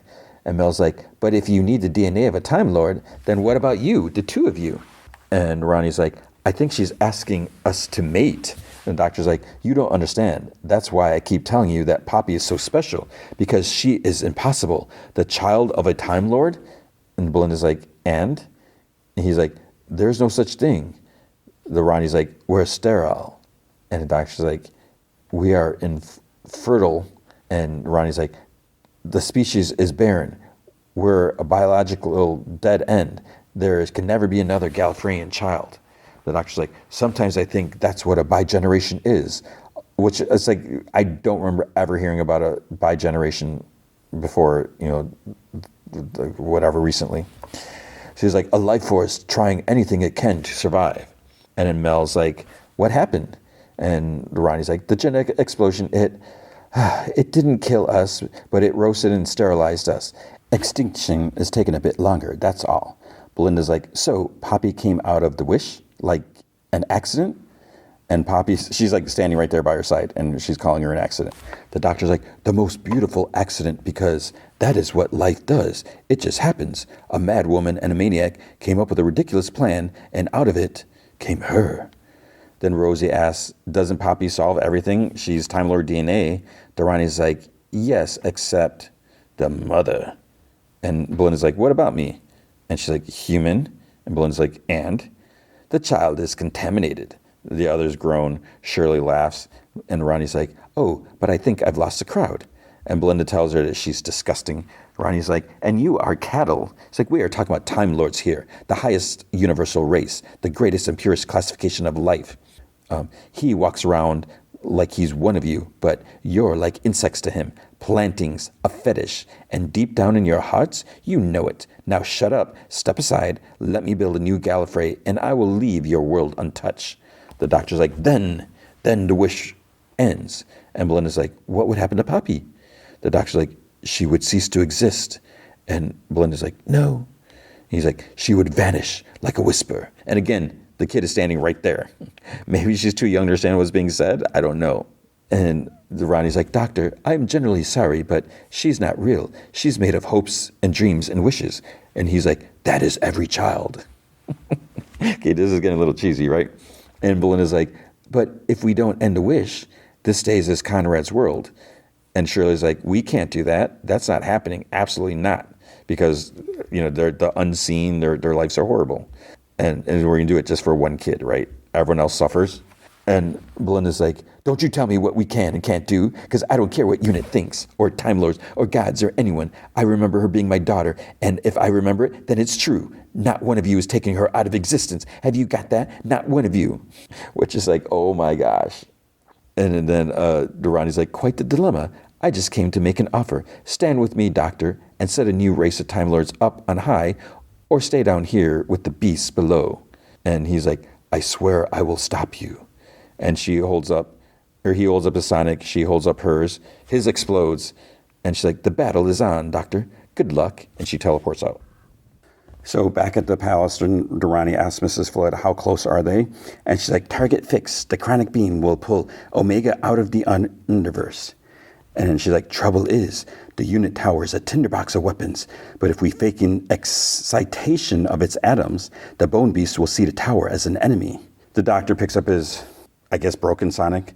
An alarm goes off, and he tells them that she is provoking the bone beast. He's like, we are at war. This is where things start getting a little cheesy. It's not that they haven't already been. So the bone beasts start heading toward the tower. Inside, soldiers are getting ready. Kate stands at what looks like almost like a pirate ship steering wheel, or I guess a regular boat steering wheel. And she's like, this tower is going into battle mode. Combat teams, attend your stations now. And stuff on desks and computers kind of flip over to reveal these big controls, which is just kind of silly. The doctor gives some orders to, he tells Rose that he wants her to biosync Ruby for the flight. And she's like, flight? And he tells Anita to keep the door open to keep real-time flowing. He tells Belle and Poppy that they're going to floor -10, yeah? And then Susan Triad is there. So he asks if it's ready, and she says that if she has to hold it together with bare hands, And the doctor tells Belinda that he calls this a zero room. So, they go down there. He's like, we're a half a mile underground. We're shielded from all signals. And the room inside that thing is beyond time and space. It will exist outside of reality. We put Poppy in, and if the wish comes to an end, we open it up. She's like, and Poppy will still exist? He's like, I hope. And this is annoying. She's like, you hope? So it's like, what? She's angry because he's treading in new territory? And, whatever. They're in a war, and he managed to put this, into motion. What has she done besides raised her voice and blathered, no one has taken Poppy, as if her words could do anything? So Susan says that she will do everything she can to make it work. And she's like, I owe the doctor my life, Miss Chandra. I won't let him down. And she's like, do you mean Poppy goes in there alone? Because I'm telling you, she does not. And it's like, oh my God. And she's like, I'm going with her. And I can't help you with the fight. My battle is in there, saving my daughter. And he's like, Belle, if the Ronnie wins and we are destroyed, you will be locked in there for all eternity. You wouldn't starve or age or suffocate. You just be forever. And she's like, with Poppy? And he's like, with Poppy. And she's like, let's do it. So the bone creatures roar and shoot out. It's like some sort of energy breath at the tower. It looks like nothing, but it actually busts windows, shatters windows, and the room kind of shakes.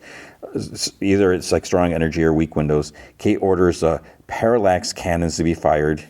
So the whole tower is it's like weapons, and it can move and stuff like that. So these cannons unfold, and so they shoot.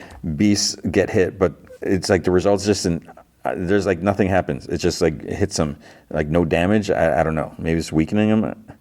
Belinda enters zero room. The room gives a caution: zero coordinates mapped on to real-time dynamics. The doctor hands Poppy over to her, and she's like, what if it doesn't work? He says that he thinks they won't remember. He's like, she will fade away like a gossamer. It'll be like Poppy never existed. Eye roll. I was like, oh my gosh. Then she's like, that will never happen. It's like, okay, yeah, you can control it because you say so. And he's like, never, because it makes sense now. I was meant to meet you, Belinda. It was all for this, so that Poppy can live. And again, she's right there, 3 inches from his face. He kisses Belinda's forehead, but nothing for Poppy.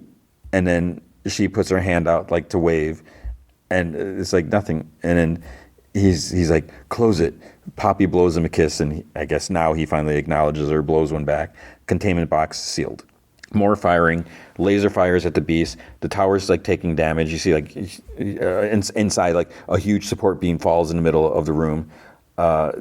I think there's a report of a squad getting terminated or something like that on the radio.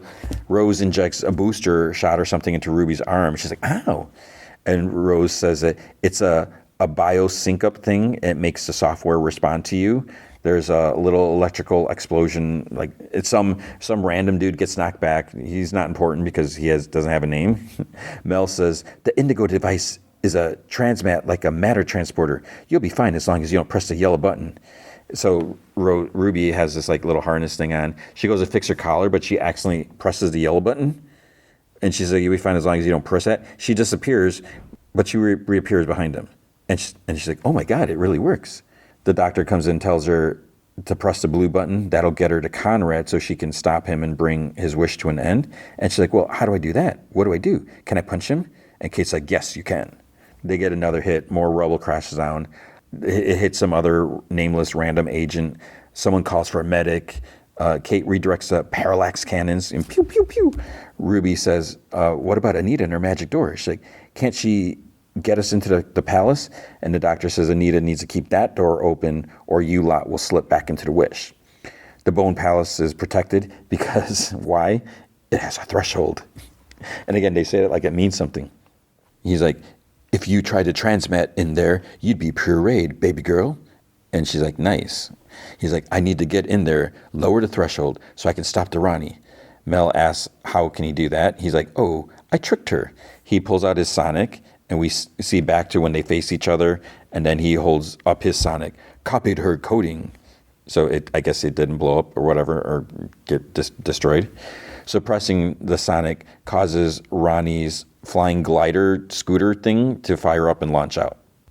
Just by the push of a button, he can make all that happen. So it seems Kate's steering wheel thing can like rotate the top of the tower so they can redirect the cannon. Galvanic beams at maximum. The doctor runs to the launching pad. He smiles. The glider thing comes in. He hops on. He calls out to Shirley, monitor the threshold on frequency 5. As soon as it falls, Ruby, activate the indigo device. If we die here today, I love you lot.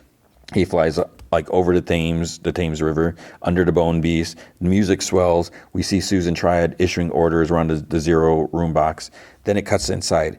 Complete silence, and Belinda's just standing there like holding Poppy in this Zero room. The doctor smashes into the throne room. He like falls on the floor. Shirley calls out, the threshold's down. Ruby activates her harness thing and teleports out. She appears in Conrad's room, and he's on a TV screen, like sitting and reading, but he's actually standing behind her holding a gun. And he's like I wasn't ready for you. It's like, how would he know that she's going to appear there? The doctor is like groans on the floor. Mrs. Flood's like, you're too late. It's like, they're already locked onto, we're already locked onto our target. Durrani says that he's really very obvious. It's like, I know you haven't arrived with a weapon. Only a speech, some dazzling words, maybe a pun, and then some lachrymose little tug at the heartstrings mimosa-scented platitude about the power of love. It's like, but aren't you tempted, Doctor, to start again? The Time Lords reborn? And he's like, the Time Lords of Omega were tyrants and murderers. She's like, then rebuild them with us. You're not amongst the humans now. Stop pretending. You're a lord of time and space. Now act like it. And she's like, don't you want to see him, the Almighty One, don't you? And he's like smiling, and then he gets like suddenly serious. He's like, yes. And she's like, Omega locked and approaching. Here he comes, back to reality. The doctor points at the seal of Rassilon. What is that? What is that? Is that a doorway? Or it glows, the symbol on her kind of swirls and changes. And she's like, the tomb of Omega, or his prison, his asylum? I suggest we find out. She uses her sonic, and then Ruby's like, I want to say thank you. Conrad, he scoffs and chuckles like, sure. She's like, I mean it, because Conrad's world, it could have been so much worse. A fantasy world. I'd expect guns and whiskey and girls, but yours is nice. It's actually nice. And Conrad's like, I did what he said. And she's like, who? He's like, the doctor.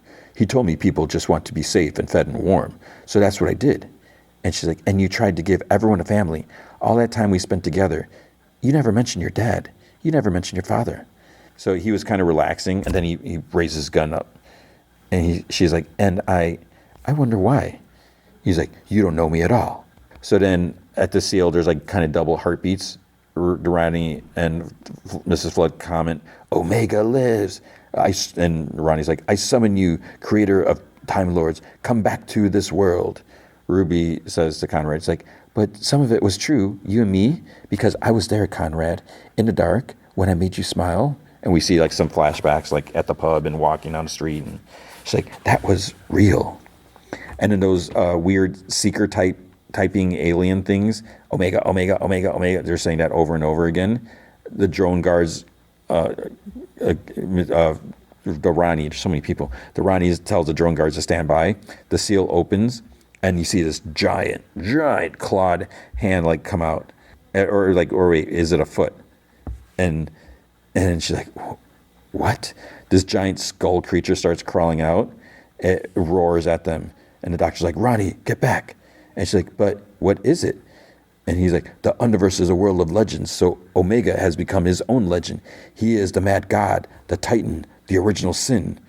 And I will become the god of time, and the with Time Lords to feast upon. And Ronnie's like, well, I think you'll find, and she raises her sonic, but he reaches out and grabs her, lifts her, she screams, and then he drops her in his mouth, bloop, and her time bracelet thing somehow rolls on the floor by Mrs. Flood and the doctor. So sweet. So Durrani is gone. He just ate Durrani. Just like that. Gone. It roars, and the doctor and Mrs. Flood fight to keep from getting knocked down. The seeker scream. The drone guards, their heads explode.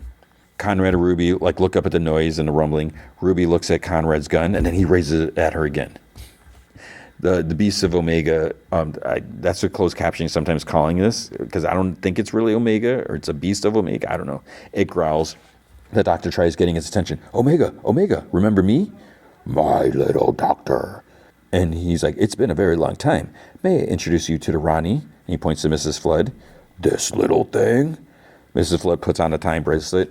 So much for the two Ronnies. It's a good night for me. Beep. She's gone. So then, like, sarcastically, he's like, oh, thanks. And he's like, Omega, the first Time Lord, may I ask, what is your intent? I am free to feast upon this world. None shall stop me. He's like, then there's nothing I can do. And in a little louder, he's like, I stand here without hope or help, just thinking, if only I had a weapon. And his back's like practically up against a giant clock, hiding in plain sight. He looks up. He's like, wait a minute. Omega Beast, whatever, roars. He grabs the Vindicator behind him on the clock. He opens up the end, and it's just like, it kind of like props open.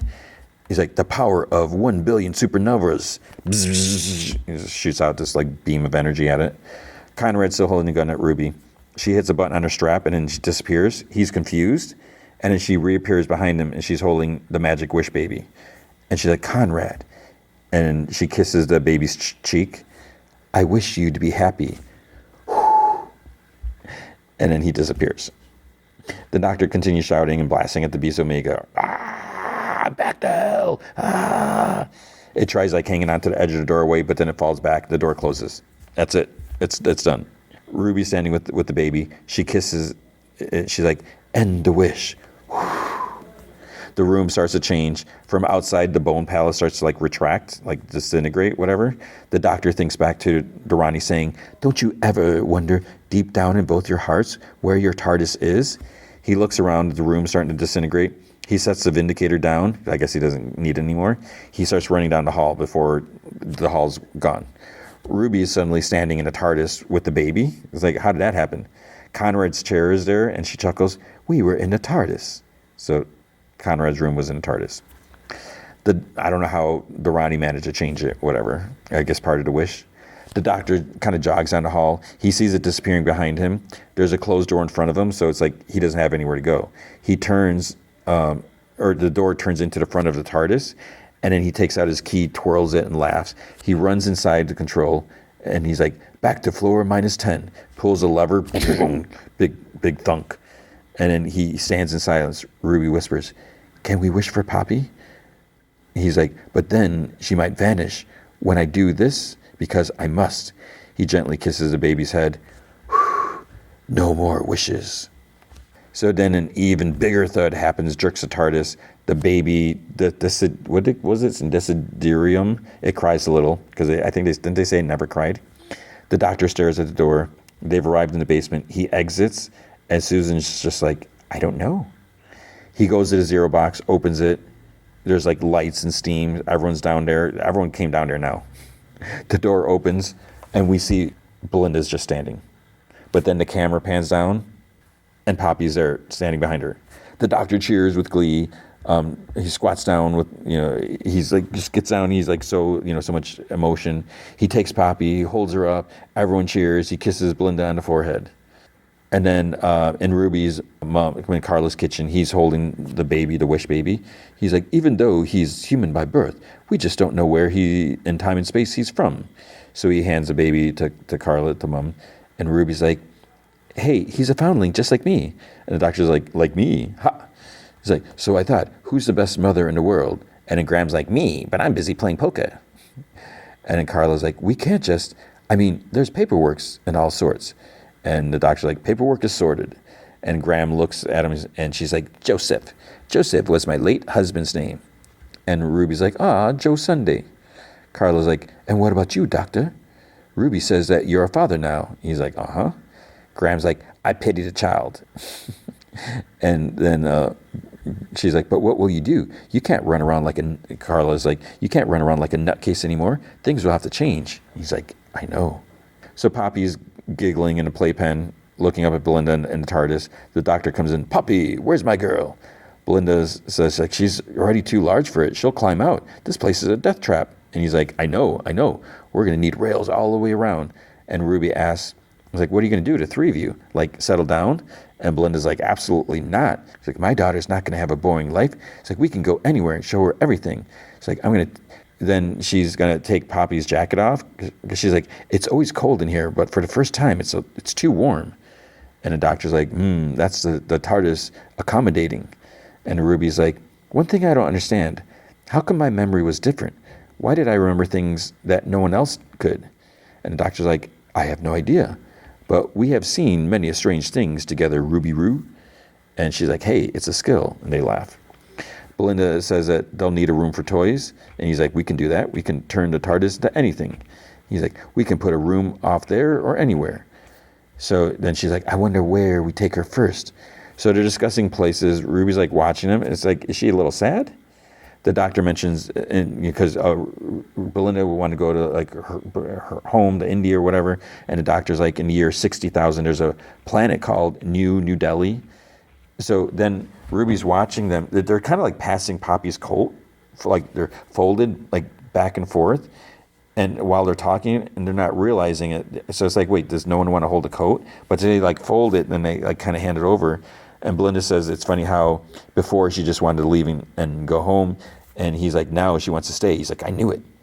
But then it's like, wait, what's happening? It's like as they're folding, it's like they're folding the jacket smaller and smaller because it was like a kind of puffy jacket. Belinda says she just wants to see planets and galaxies. She wants to see the Big Bang. The doctor folds it again, and then it's like gone, and he just kind of like brushes his hands. He's like, mate, we will have the best of times. And he chuckles, and they hug. Then Ruby like turns and looks at the playpen. It's empty. And she like touches it, and she's like, where's she gone? And the doctor's like, who? Ruby's like, Poppy. And Belinda's like, who's Poppy? And Ruby's like, but... And then the console beeps. The doctor's like, one more thing I've got to sort out. He pulls a lever. He's like, because the robots from Miss Belinda Chandra 1. He's like, and Belinda's like, Ruby, I had a whole planet named after me. It was so mad. The doctor's like, they picked up the star register in the future. So he has it rolled up in his hand. He's like, after Durrani destroyed the Earth, now the planet is not destroyed. So I got to chuck this thing back out into space. Then the robots can find it. So he goes out the door, he opens the door because they're in the middle of space, throws it out there. History is intact. He's like, thank you very much. And Ruby's like, doctor, where's she gone? And he's like, who? And she looks at both of them, and she's like, Poppy. The doctor's like, who's Poppy? And Ruby's like, your daughter. And he's like, what do you mean? Ruby's like, you have a daughter, the two of you together. They look at each other, they like laugh hysterically. And Belinda's like, I think I'd remember that. And they start like walking away, like back towards the council and the TARDIS. Ruby's like, what do you think that the cot is? But the playpen's gone now. And she's like, no. It's like there was a little girl named Poppy. And the doctor's still kind of smiling, and he starts getting a little serious. He's like, a long time ago, that space baby lives far away in a different world, Ruby. I think your memory got a bit scrambled. So maybe the space babies was there? I don't remember. Was she part of that? And he's like, Belinda, where shall we go? She's like, there's a great big universe waiting for us. Take me to the stars. He's like, good. He's like, let me just make sure everything is back in place. Pulls two levers. They show up at the unit office. They're all there, I guess doing nothing. Kate says that he's just in time. So she's like, here it comes. Bells toll. The doctors laugh. Unit soldiers cheer. Shirley's like, long last. And Abraham's like, it is now officially May the 24th. The day we thought would never arrive. So hugs all around. And Anita's like, well, I better go. She thinks that signals the end of her time here. The doctor tells her she's so amazing. Kate tells her that, she's welcome to stay and work for UNIT. She'd be very useful with a key like that. But Anita's like, I'm sorry. She's like, the key is far too powerful for the 21st century. It's like, and they only gave me 1 day. She's like, I'm not allowed to say. There's far too much to do. And she's like, oh, they say hello, by the way. And the doctor's like, who does? And she's like, the boss. So that right there, what does that mean? Like, here it comes. Who's the boss? And so that's something that's not going to get wrapped up because Nakut Gatwa's leaving. So she leaves. And he's confused. So that must mean something when it's the boss. Like they say hello, the boss. Now, that's the other thing. When she says they say hello, at first, I'm thinking, politically correct or whatever. She says that when she said they, I was like, oh, there's more than one boss, but then it could be one person using the they pronoun. So, and then the doctor's like, okay, parking that. So something that he's going to have to look into. And then Ruby's like, so the entire world is back to normal? And the doctor's like, yes, yes. And we are off to Neptune. Come on, Rubes. We'll pop you off at home. And she's like, no, just wait. It's important. Is the world exactly as it was? And Susan's like, well, funny you should say. There are tiny little changes. Like Conrad's world was sort of glitchy. Now we've got the same. We're getting reports that the border between Norway and Sweden has moved 7 miles east. And Shirley's like, looking at the computer, she's like, and the color teal is a bit more blue. And Kate's like, looking at something, she's like, and Ernest Borgnine is still alive. Ruby's like, so there are mistakes. And the doctor's like, it was bound to happen, Ruby. Reality shifted on a massive scale. Belinda's like, Ernest Borgnine got funny. The doctor and Belinda laughs. It's like, that wasn't even, what's funny about that? Kate's like, oh, and there's one more change. Mel found this. So she puts Mel on a big screen above. Mel's like, reporting from the Empress house. And I found him. He posted this online. So we see Conrad smiling. He's like, stop filming me. Mel's like, chief cook and bottle washer. What's a bottle washer? Chief cook and bottle washer. Nice little place in Lewisham. She's like, I looked inside. It's harmless. And no one remembers him from the old days. That Conrad's been forgotten, even by himself. I think Ruby did a very kind thing. And Ruby's like, and the gods are full of tricks. One wish survived, and it turns out to be him, not Poppy. And the doctor's like, Ruby, I told you, there is no one called Poppy. And she sighs. She's like, Kate, do you remember the child called Poppy in this room? And she's like, no. And to Abraham, she's like, do you? Like, no. And Ruby's like, the Lynx, do you have any record of a child called Poppy in this building on May the 23rd? Negative. And she asked Shirley, no. She's like, Susan, you saved Poppy's life. You built a zero room to save her. She's like, surely you've got to remember that. And she's like, there is a zero room on floor -10. I built it like an escape pod for all of us. And Ruby's like, Poppy went in there. We all watched her come out. We saw it. We did. And Doctor's like, Ruby, I'm sorry, but you are remembering this wrong. Which is kind of getting annoying that he's so adamant that there's no possibility. And Belinda's like, this the other thing, ugh. She's like, and not to be rude, but it's kind of offensive to say I've got a daughter and I don't remember. So there she is. There's the old sucky Belinda who sucks so much suckage. It's like, oh my gosh. And Kate's like, Poppy's her daughter? And Belinda's like, exactly. It's like, she doesn't exist. And Ruby's like, so what we're saying is my memory is one of the glitches. And the doctor's like, it must be. And she's like, I'm glitching? And he's like, yes. And she's like, Poppy's a glitch?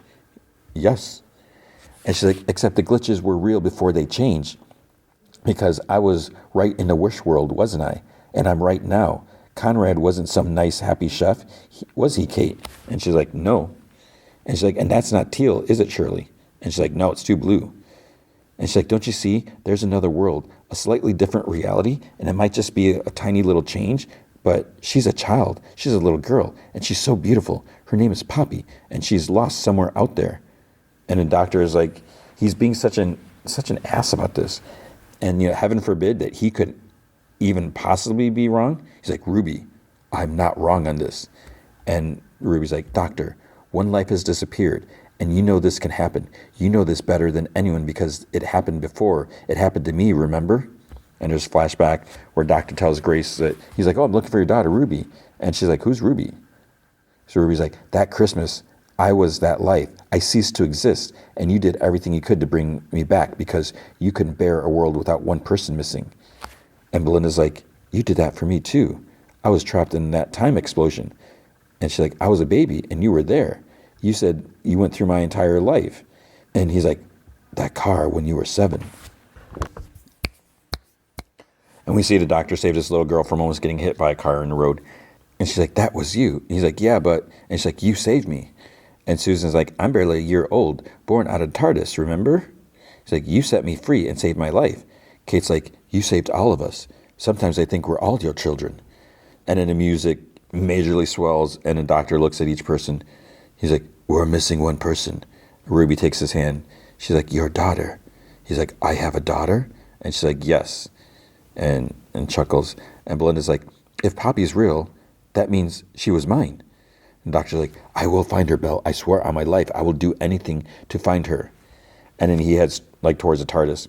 And Abraham's like, doctor, we can help. And Kate's like, we've got the time window. We have temporal dams. We've got retrodynamic Artron cascades. So they're just like making up words now. The doctor's like, time has shifted by 1 degree, by the tiniest little degree. There is no technology in the universe that can change that. There is only one thing that is strong enough to change reality by 1 tiny degree. And Kate's like, what's that? He's like, the last of the Time Lords. So he enters his TARDIS by himself. He runs to the console. The TARDIS leaves. Doctor starts like pacing and grunting. He's like, Poppy. Her name is Poppy. Okay, her name is Poppy. He sighs. He's like, oh man, I like this face. So here's where he's going to have to regenerate. So this TARDIS starts showing like his past incarnation on the screen. He's like, why are you showing me that for? And he's like, man, oh man. He's like, let's be honest. He's like, I was the best. And then you hear, okay, let's say best male. Who said that? Jodie Whittaker doctor's there somehow. And she's like, but don't tell the others. And he's like, what? How are you here? And she's like, I know. I shouldn't be here at all because, cause and effect is getting a little bit out of order. And he's like, I'm surprised it's not the other guy. He's always turning up. I don't know if that means David Tennant. And she's like, you've redecorated. I don't like it. Does it really need to be bigger in a room defined by its bigness? He's like, but why are you here? So Jodie Whittaker doctor's like, I've been popped out of my timeline because there's a great big time schism on its way caused by you.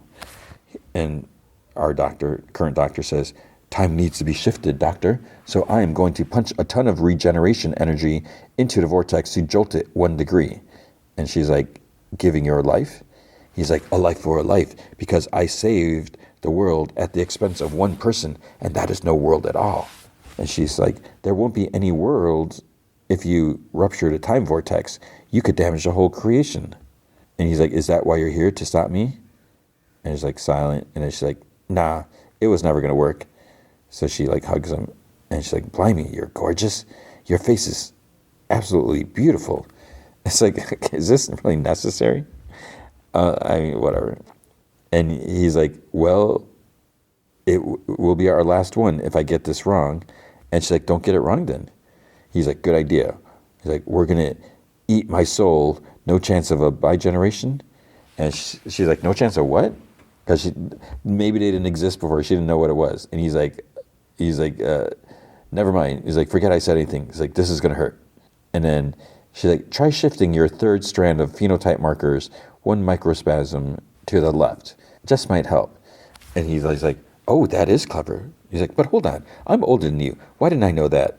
And she's like, it's all a bit timey-wimey. He's like, timey-wimey. And she's like, is that still a thing? He's like, going strong. And she's like, we never change. All these faces and we never really change. He's like, oh man.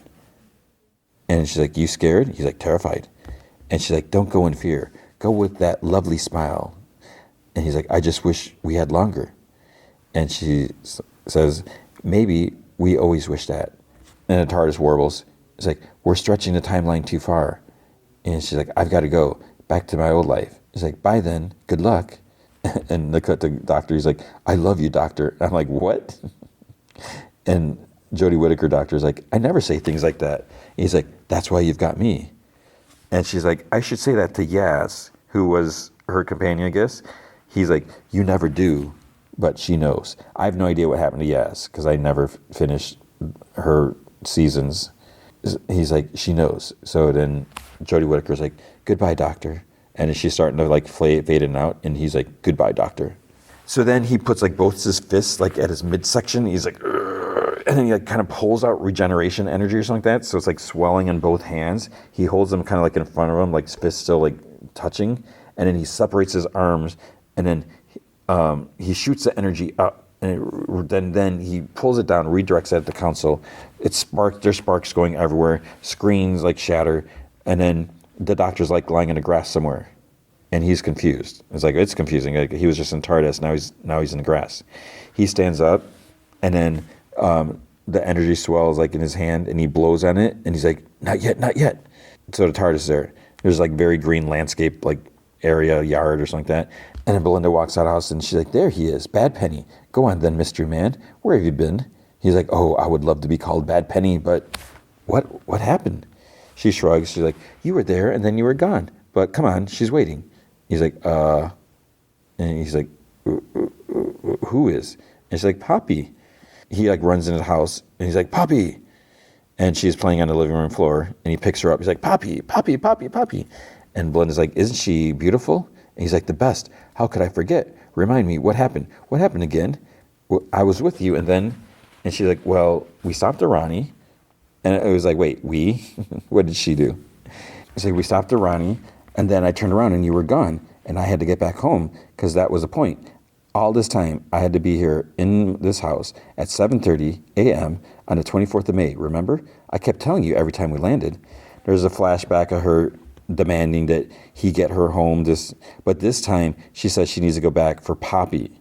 Then, like after the movie theater thing, she says, Poppy is waiting for her, etc. So the music show one, he says, or she says that she can't wait for him to meet Poppy because she's so cheeky. And the doctor's like, so you were always coming home for Poppy. But it's like she lived in an apartment with roommates and she didn't have a house. And so Belinda's like, exactly.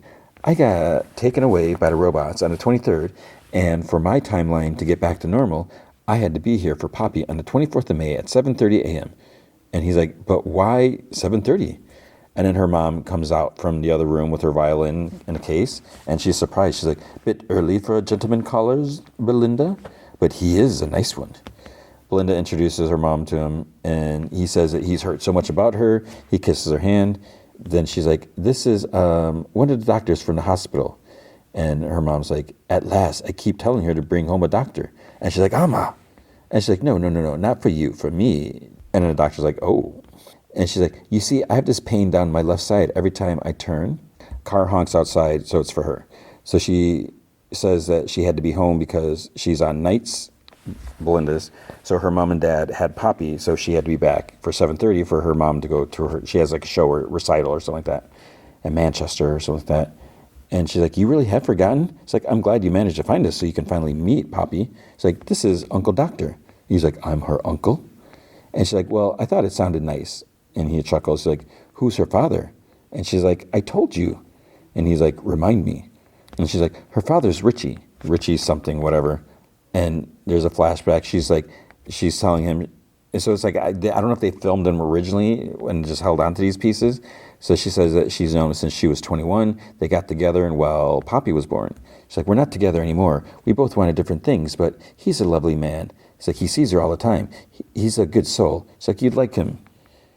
He chuckles and he's like, I hope Richie Akinbola or something knows how lucky he is to be the father of a girl who is, and he uses a scanner on her, 100% human since the day she was born. Belinda's like, what else would she be? And he's like, nothing. And then laughs. He's like, Poppy the human, always and forever. All is well with the universe. And then a door opens and closes. Her mom is back for something. And Belinda is like, she's like, oh, I think I know. So she goes to help her. The doctor's alone with Poppy. He whispers, she's like, hello, Pops. Can I tell you a secret? And she nods. I can't have children, but if I could, I wish that she was exactly like you. Boop. He boops her nose and she giggles. Except I brought all the wishes to an end. Clever old me. Belinda returns, asks if he's all right. He's like, yeah, but I was thinking the gods played tricks. But I beat them. I always win. And Belinda's like, thank you for everything. You've driven me absolutely mad, but I've got to say, you're the most amazing man in the world. They both like chuckle and hug. And he's like, that sounds like a goodbye.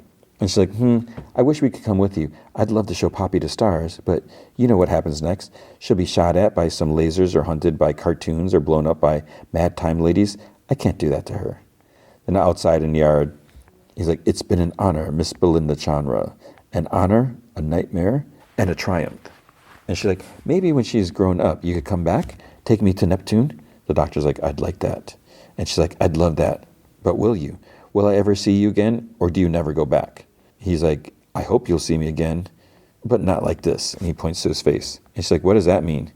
He like backs up and chuckles. He's like, I've got to go. And she's like, why does it feel like there's something I've forgotten?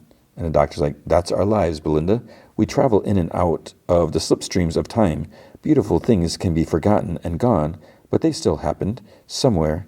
I think one thing remains. It's like, I love you, and I love you, Pops. That will never change. And he stands at the TARDIS door smiling, and Poppy waves.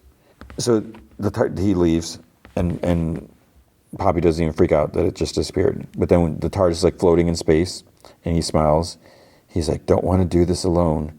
And then the TARDIS lights kind of go dark.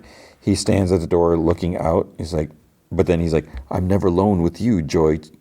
He's like, joy to the world, or whatever. So it's the star from the Christmas episode. He's talking to a star. And then his hands start to glow.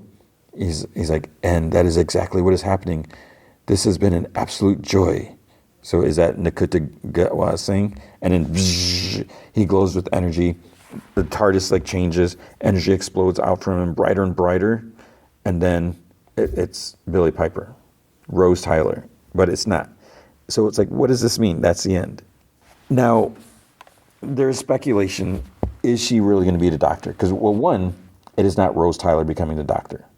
It is the Doctor possibly taking on the appearance of Rose Tyler, which is something that can be done. And I'm sure people remember this. I can't be the only one. Because, I kept saying, where's Romana? Where's Romana?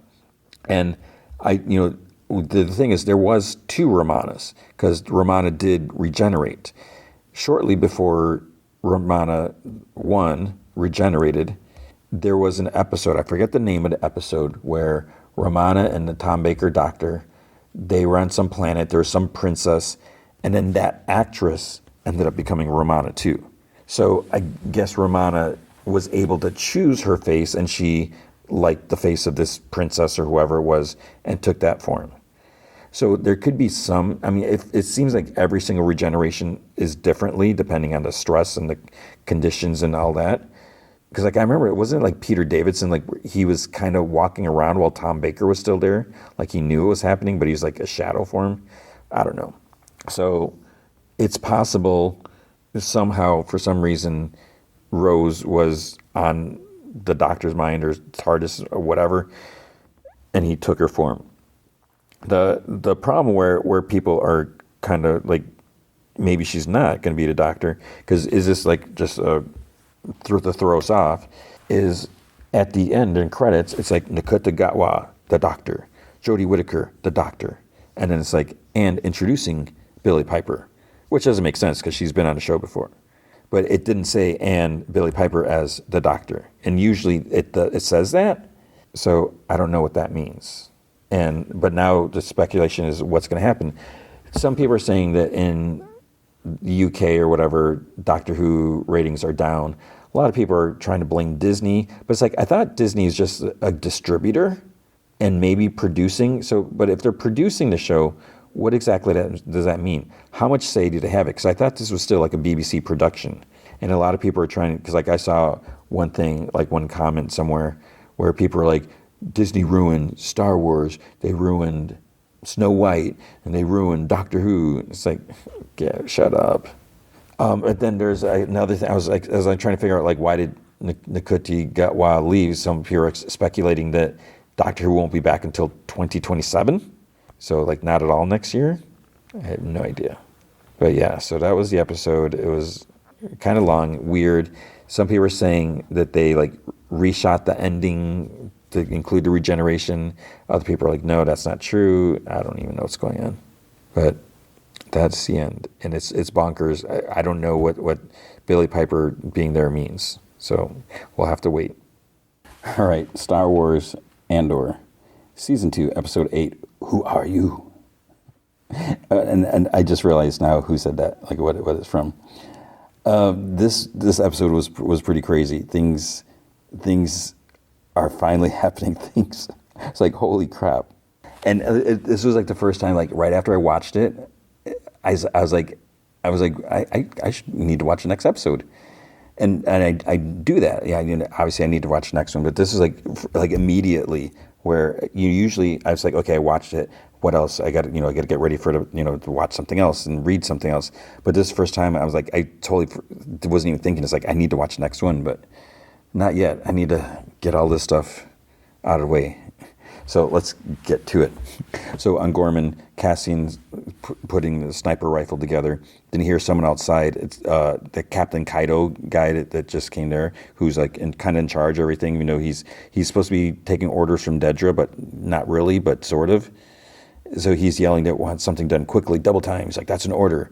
So they're moving barriers, like big like black barriers out in the town square, like barricades. And then he radios Willman. He's like, he asks him if he knows what is all this. And Will's like, do I know about what? He's like, they're pulling it all in. And he's like, pulling, and Willman's like, pulling in what? From where?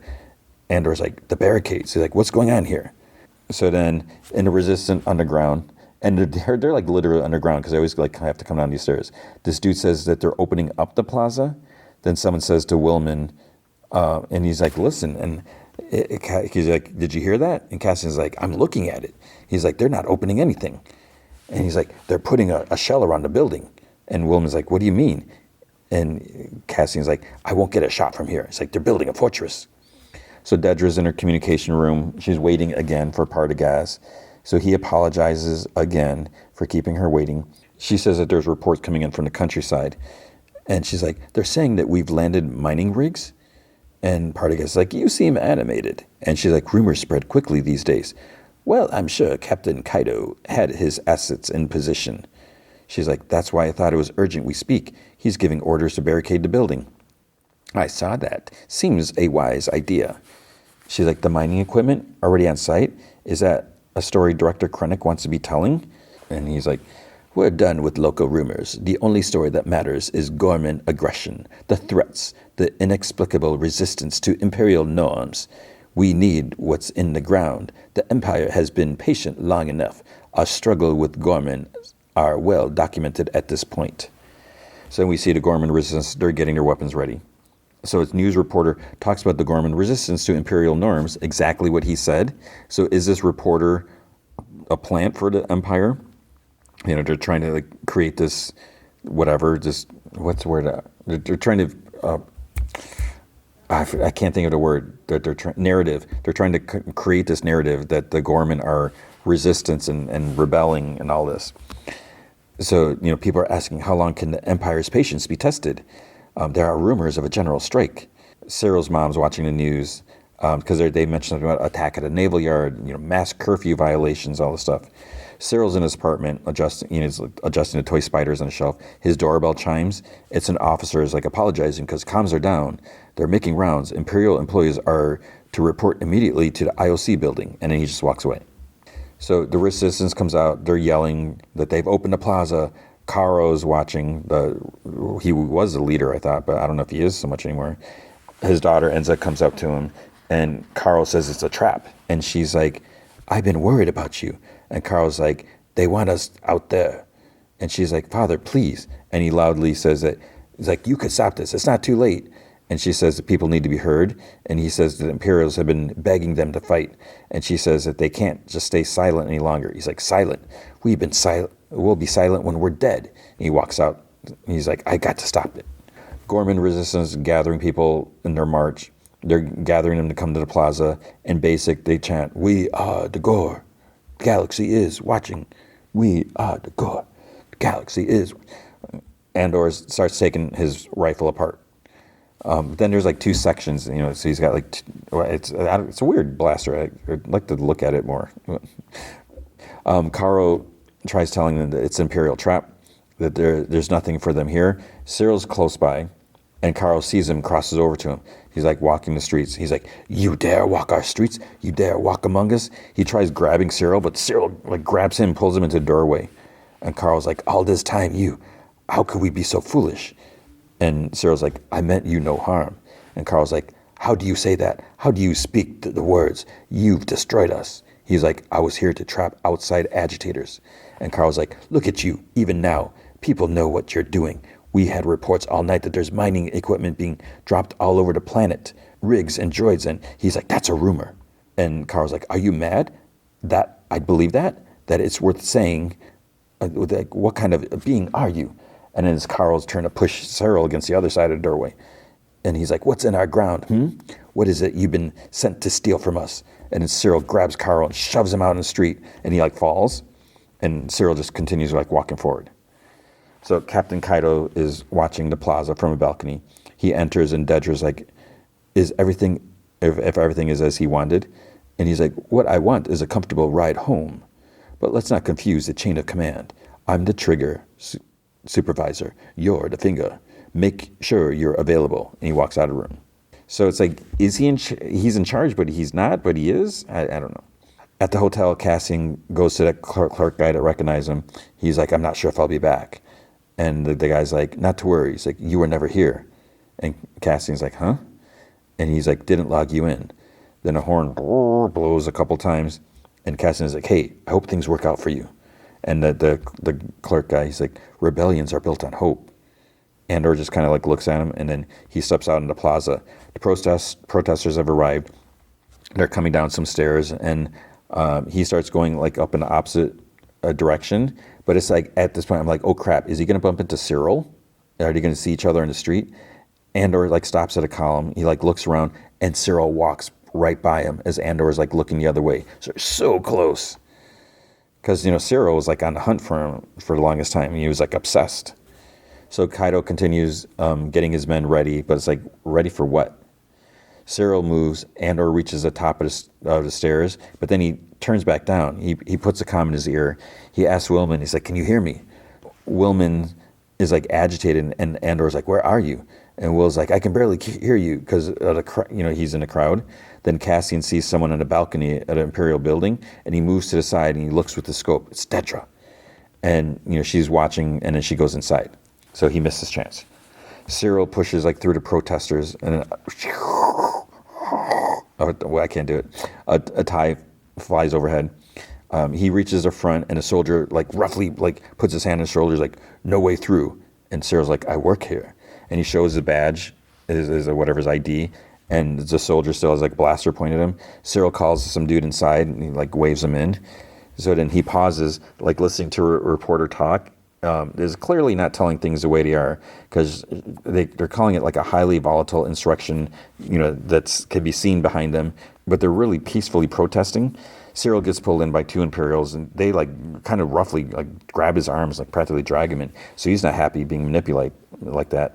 Grimish, that one guy who searched his apartment his office for listening devices, he comes up. And Cyril's like, I need to get upstairs.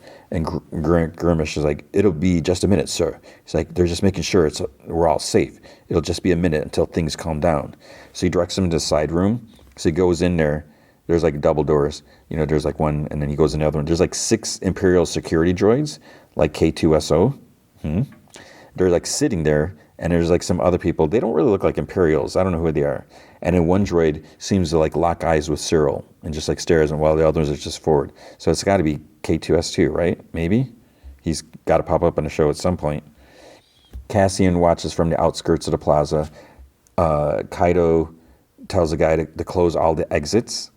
Cassian sees a bunch of stormtroopers come in like from the backs, and they're like kind of corralling people into the plaza. Protesters are getting scared. Kaido goes back inside. So Willman tells his girl, what's her name? Diza? What's her name? To stay there because he has to go check on his friend, on Cassian. Kaido tells the drill sergeant guy to send a patrol through the crowd. So this is the sergeant guy. He said, they're green, sir. They're useless. So he's like, I see Imperial uniform, Sergeant. I see a barricade lane to the memorial that I need kept open. You will march them out there immediately and secure the area, or you can all finish your days in an Imperial brig. So in the crowd, someone like hands off a bottle to someone else. It's got to be like a firebomb, right? Like a Molotov cocktail. Enza sees that they're handing them out to several people. One dude like takes off his hat, starts singing, like it must be like the Gore national anthem or something like that. More people start joining to sing, and so they're just singing. The soldiers, Imperial, the green guys, like they're not in green. The new guys, the newbies, they start coming out. Cyril sneaks out of the room and he goes up the stairs. Dedra's like watching at the window. Andor sees her, but then Grimish calls after Cyril, saying, "I told you to wait." Cyril's like, he goes, walks, just barges in the room. He's like, "What have you done?" To Dedra, Cassian sees her turn to go further into the room through the scope, so he missed the shot again. Dedra orders everyone out and to close the door. Cyril asks her, he's like, what are they doing here? And she's like, following orders. He's like, how long have you known about this? And she doesn't say anything. And he like shouts, like, how long? And it kind of like makes her jump. And she's like, we can discuss this later. He grabs her by the shoulders, like shakes her a little, and she like grunts. And he's like, it's too late already. And she's like, Cyril, please. He's like, you're going to tell me what this has really been about. You're hurting me. He's like, are you going to tell me why the mining ships or what the mining ships are doing here? They're not. He like shakes her. Like, there's an armada up there. It's like they're already uploading in Gel Novi and Liqua. He's like, you couldn't even wait? No. And she's like, no. And he puts his hands around her throat like loosely. And she's like, don't. And she groans. He's like, you tell me it's a rumor and I will throw you out that window. And she's like gasping. He's like, what have we been doing here? And she's gasping. She's like, there's a stone, something in the dirt here. They need it. It's the energy program. It's directly from the Emperor. He's like, it's something they can't do without. They need the planet. And she's like panting. And he like lets go and just stares at her. How long have you known this? And she's like, we're going home, Cyril. We're going home as heroes. This began long before we got here. They've been planning it for years. They're doing this no matter what. We wanted to be together. And then he like gets in his face. You didn't seem to mind the promotions. And he's like, looks at her. He's like, good luck, Dedra. And he turns and leaves. Gore are still singing outside. The sergeant dude stands there like with his inexperienced rookie soldiers, whatever. Some have like riot shields and everything. And he tells them to keep moving. Cyril comes down the stairs in a huff. He goes to the door and he looks out to the plaza. And he goes off to the side. And he actually like hops over the barricade. Some of the new soldiers are getting antsy. You know, they're almost like threatening people. They have like their batons or whatever their weapons are. Dedra goes to Gurmish and she's like, find Cyril, bring him back, and do not let him leave the building. But it's a little too late.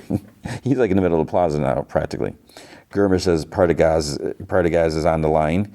So she walks over and she like tries to compose herself because she has to talk to him. So we see Cyril in the crowd. He's like kind of looking around. He sees Enza. He keeps kind of moving because he talked to her before. And then she like kind of got mad at him. Soldiers are getting more agitated. Cassian tries calling Willman again, and Will tells Cassian, he's like, where are you? He's like, west side, the columns by the calf house. He's like, find me.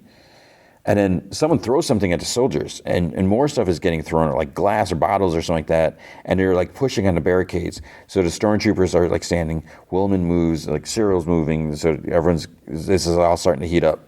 Dedra gets off the call with Partagaz. Kaido asks her, he's like, what are the orders, please? And she like doesn't say anything. He's like, Supervisor Miro. And she like breathes deeply and she's like, proceed.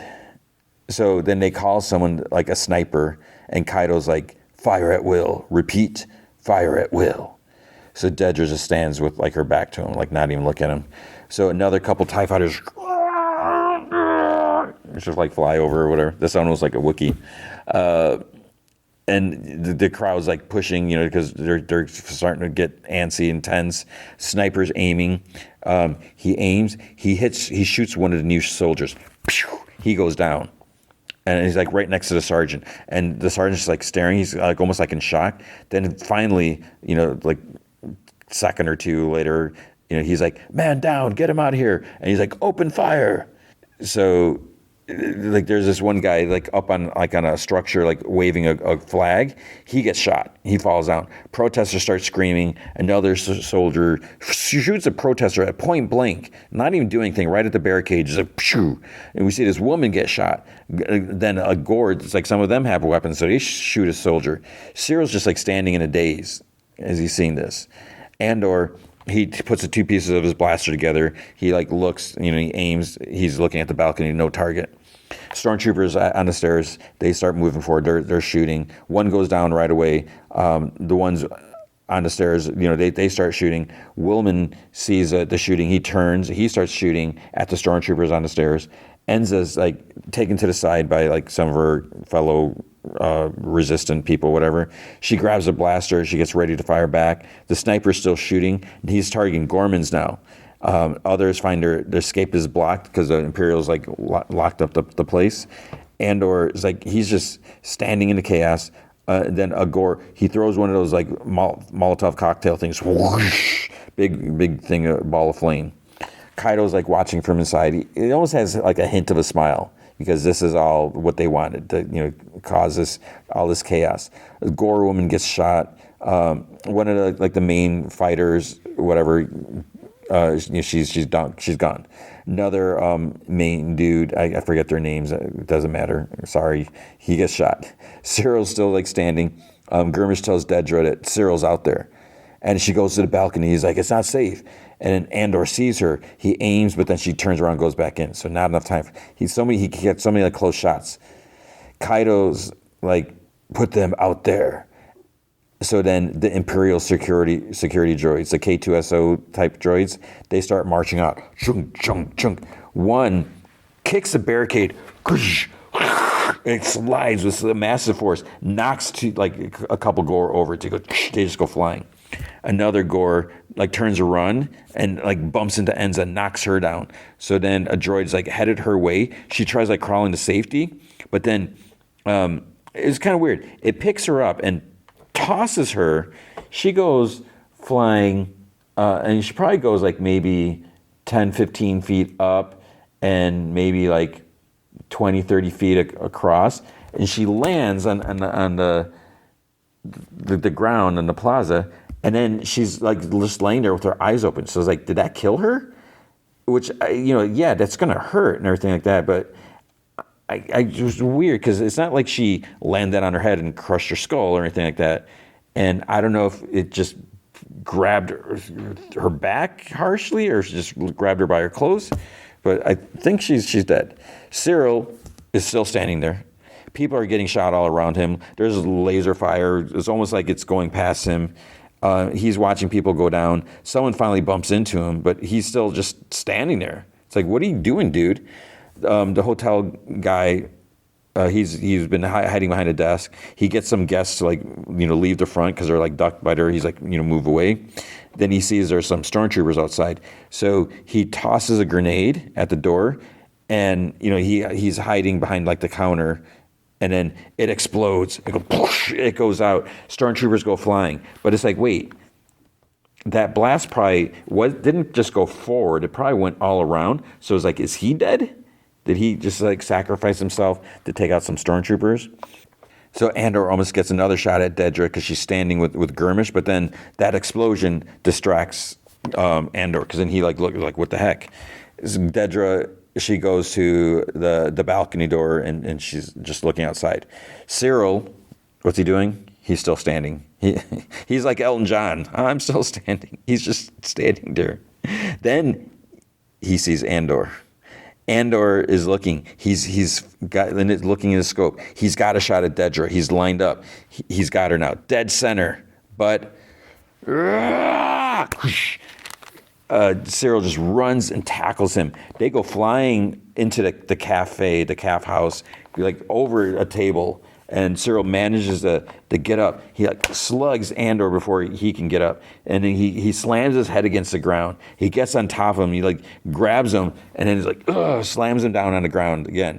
And now he's got his like hands at his throat.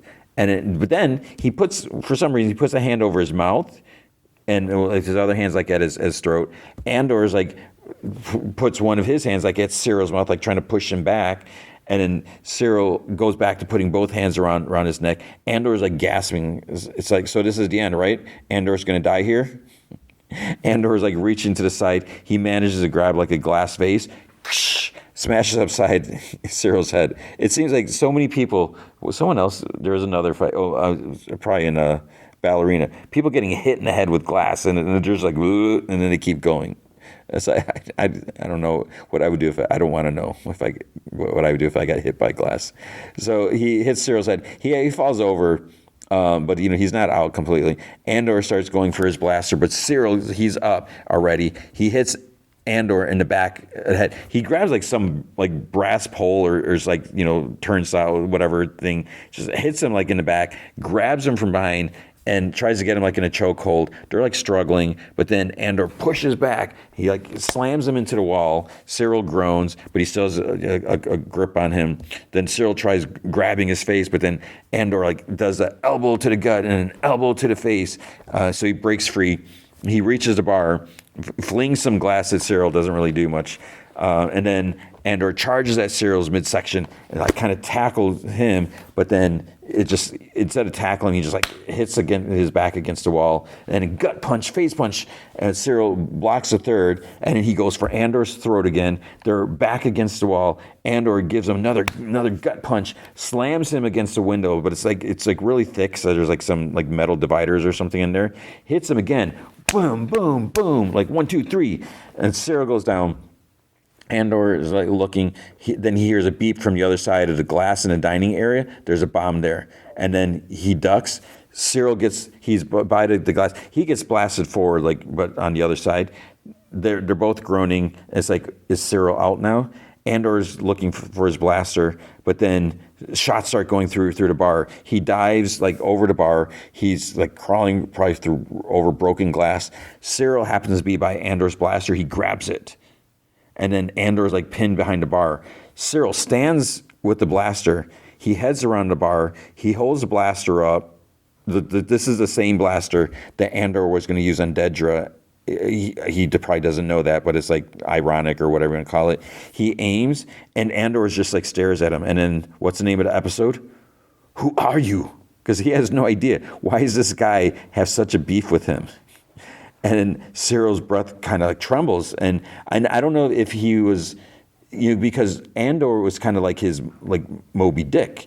He's been like chasing after him. He wanted who is this guy? We need to take him down. And then, here's this moment. And then his enemy doesn't even know who he is.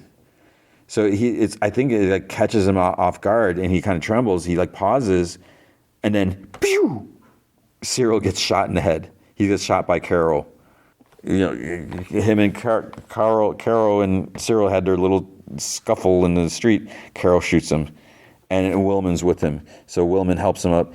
Cassian grabs his blaster from Cyril, and he like just looks at his body for a second because he's probably like, who is this guy? But then Willman like pulls him, and he's like, are you okay? So they leave. Dedra's staring out the window. She's looking for Cyril. She has no idea now. Cyril's dead, shot in the head, gone.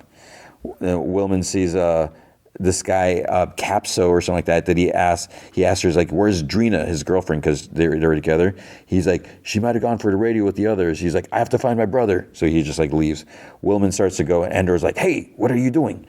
And he's like, I'm not leaving without Drina. And Andor's like, no. He's like, we have to leave. Willman's like, it's not far. And Andor's like, hey, everything is far. We need a ride to the ship. He's like, look at me. But, people are screaming, a body goes flying, smashes against the wall like 15 feet up because the security droids are attacking everyone. Andor's, tells him, stops. He's like, we got to run. So this guy behind them, they're running. This guy gets grabbed, just like tossed over his shoulder. Andor helps this guy up. He starts shooting at the droid. It's just like bouncing off him. Willman's up ahead a little bit, and he sees Cassian in his back shooting. And he's like Cassian. He like calls out to him, and he starts shooting. Neither one of them are causing any damage to the droid. Then the droid gets plowed by this big transport and like smashed into this wall, like pinned against it, kind of like actually like severed, because at the front end it had kind of like this little scooper, like something like that. So it kind of like chops the droid in half, and it's just pinned there. And then the droid's like looking, and then it's like powers down. So then the Gore in the truck backs up. Andor points his blaster at the droid, and the driver's like, "Is it dead?" And Andor, he looks at the guy. He's like, "Oh yeah, I think I remember you," because he talked to him before. And Willman's like, "This is Sam," with 2 M's. And so Cassian's like, "Thank you." And Sam says that he has to get to HQ. Willman's like, "That's where I'm going." And Cassian's like, "No." It's like, "We're leaving." And Willman's like, "I told you I can't." He's like, "You go. I'll be all right. You'll see." And Cassian's like, "Will, please." And Willman's like, "I can't leave her behind." He's like, "Tell people what happened here, Cass." So, but it's this thing, okay, so they're supposed to be on the mission, we'll do blah, blah, blah, stuff like that. But Willman fell in love. This is his girlfriend. And while it's maybe not the same, but like, would Cassian leave Bix to take off if they're on a mission? No. And yeah, him and Bix have a way, different relationship, longer or whatever, but it's like the same thing. So he's like, tell people what happened here. So they hug and everything, and Willman's like, Ferrex. He's like, and Cassian's like, stone and sky. What does stone and sky mean? I feel like I may have forgotten something there. It means something. So then he gets into transport, and then he's like, because he's going to go in there, but he yells at him. He's like, wait, one last favor. So he's driving a transport with the droid inside. It's K2SO, right? It's smashed in half, but it's like, so why is he taking the security droid? He's going to reprogram it? We'll find out. And then I don't know if he's listening, but there's emergency broadcasts on all open channels. So they're like, this is Palmo 1. We are under siege. We are being slaughtered. The imperial murder of Gorman has begun. There are hundreds of bodies at this moment. As I say these words, hundreds of murdered Gormans lay dead in Palmo Plaza. Thousands more on the streets. I was like, are there really that many? Thousands, maybe? More every minute. We're being destroyed. This is Gorman reaching for any open channel that can hear me. If you can hear me, if you believe in truth, if you have any faith left in truth, please mark this message and pass it forward. This is murder. The Empire built this fire. They made this fire and led us to the slaughter. Now they expect us to die without knowing why. The conspiracy we feared is real. It's here today. Imperial ships are already landing across. And there's an explosion. You hear a scream. It's Drina on the radio. So it's like, help us. Is there no one who can help us? Is there no one? So at the underground base, Willman comes down the stairs. He calls her name. And he's like, I found you. He's like, oh, you went to the headquarters. You didn't have to look that hard. And she's like, we have to let people know what happened. Cassian continues driving. A tear goes on his face. He's like, all the death and destruction. Willman getting left behind. Is he gonna die there? Dedra waits. She tries like loosening her collar because she's like hyperventilating. She can't breathe, and her hand, her one hand is like shaking, and she like bends over, and she's trying to catch her breath, and then she stands up. She's like like trying to like straighten out her uniform and just deal with everything. Then there's news report. We see Cyril's mom's watching with a couple of friends. She's a little teary. The reporter's like, questions are how an insurrection on this scale could be mounted without the aid and support of outside rebel assistance, which is a bunch of BS. So this is all the propaganda or whatever, making it look like the gore caused all this. In the days that come, as imperial martyrs of Gorman are mourned, we're sure to learn a great deal more about what happened here today and the price for our own safety. The Imperials basically won here. They've really amped things up against the gore. That is the end of episode 8. And it's just like, whew, it's just crazy. So yeah, it was intense, man. And it was kind of brutal. Not necessarily brutal, but it was a little hard to watch. It's atrocious, like what the Empire is doing. So it's just like, holy crap, man. Like, Empire sucks. It's like, this is, what you have to commend this show about. It's like you don't really think about it so much. Like, we know the Empire is doing bad things, but this is like the first-hand experience. Like, we're seeing it here, and it's like we don't really witness like just the lies and like what they're doing and just blatant murder. It's not just like taking over a planet and controlling. It's like decimating a planet just so they can get whatever resources they want here. So yeah, that's episode 8. Next week, I could try to do 2 episodes, although that's going to be a little weird because next episode is like the part 3 of this era, right? 1, 2, 3, 4, 5, 6, 7, 8, 9. But maybe I can try to do 2 episodes. We'll see. Maybe not. Maybe. I don't know. All right, then we are at Murderbot, Season 1, Episode 3, Risk Assessment. So I'm enjoying this show. It's weird. It's kind of like a slow burn. It's not like just like immediate bam, bam, bam, bam. Things are definitely like toward this is ending. It kind of, so last episode, I think I didn't mention the end part where they're calling this other survey team at another habitat, like on another part of the planet, not the other side, but somewhere away. But then what we see is that they're all dead. in this other one. So I don't think I mentioned that last one when they're like, maybe we should, talk to him or something like that. So it takes like almost the whole episode. They get there and we see stuff, but yeah. So next episode 4, we're definitely going to see more. I mean, there's some action here. So Grathan questions Mensah because she wants her to cross like an ocean or whatever because they didn't get an answer when they pinged him. And she's like, what if one of those animals attacked them? More than one. And he's like, well, they have a sec unit. They could probably afford more than one. And he's like, probably better than ours. And sec unit's like to himself, he narrates, he's like, harsh but fair, because he knows he's like inferior. And then she's like, I would want them to come help us if we needed it, and they might even know more about those mapping anomalies. Then Grathan's like, then they need tech support. Listen, we could send a beacon up and be out of here right now. And Mensah's like, the company would love it if we quit. We would just prove their theory that free planets can't handle themselves. No, thank you. And Grathan's like, well, I can't argue with that. And she's like, we're just going to go and check it out. We'll be back before you know it. So then Sec Unit thinks, he narrates, he's like, personally, I was against this whole trip. Last thing I wanted was to be stuck with these people and their pheromones in a small craft. So we see like Rathi, Pinley, and Arata. They're kind of acting kind of weird because they just had their little liaison. Now that they've got this new contract where they're going to be a throuple, even because Pinley and Arata are married. So it's like, after you type of thing. And Sec Unit's like, I don't have a stomach, so I can't throw up, but if I did, I would. So Mensah's like, Sec Unit, I think it would be a really good idea if you would keep your helmet down so that the others remember that you are part of the team. And thank you. Much appreciated. And he's like, who the hell ever said I was part of the team?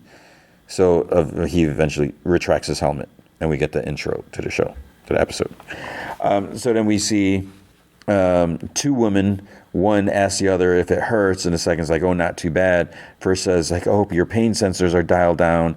And the second's like, I can't dial them down. And she has like some device around her neck. So like they're disabled, or they disabled that function. And the second has to like has no lower half or whatever. And the Sec Unit, so it's one of the shows. Sec Unit's like, good old Strife in the Galaxy. So he's like watching a show. He's like, so unrealistic, not premium quality like Sanctuary Moon, but I still like it. He keeps mentioning all these shows, and it's like, I don't know if it really matters.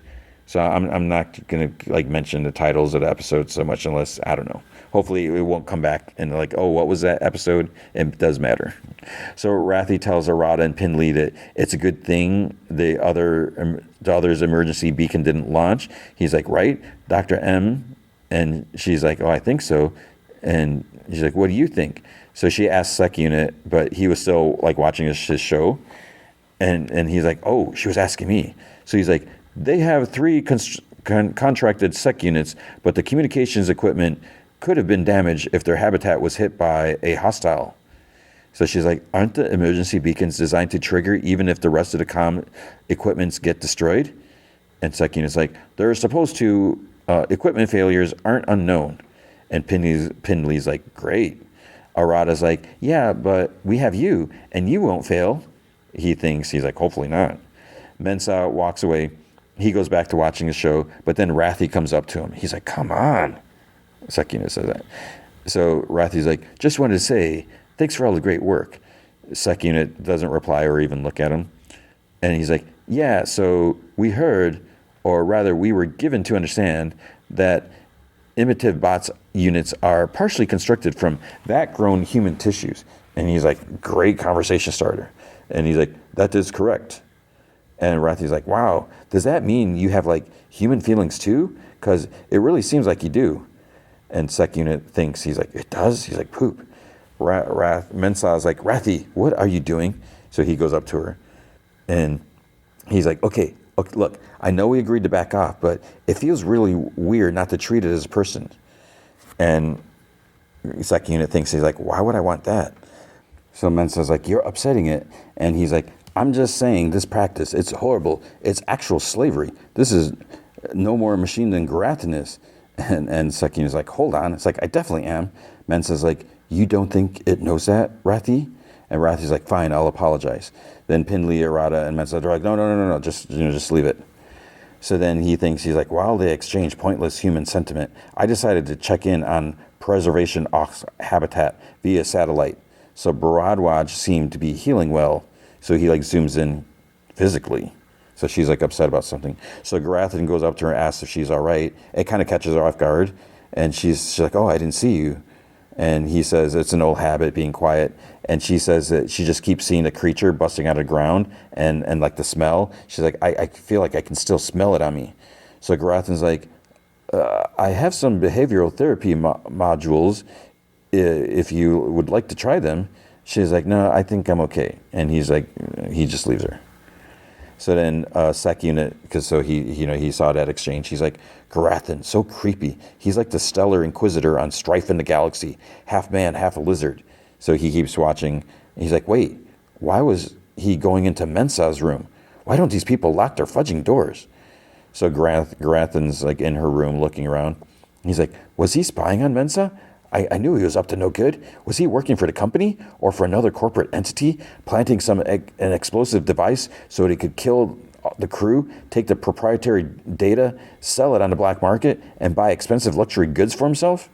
So he's like going overboard. It's just like a character in a show, but it turns out he's just sniffing her pillow. And Sec Unit's like, he's smelling her pheromones. He's like, this is truly depressing. Then he gets kicked out of the video, and Rathi's like, oh, the satellite signal just went down. And Pinley's like, the satellite's been having outages since we got here. It's like, I've been tracking it to see if there's a pattern. Rathi's like, you have not. And then Sec Unit's like, they have.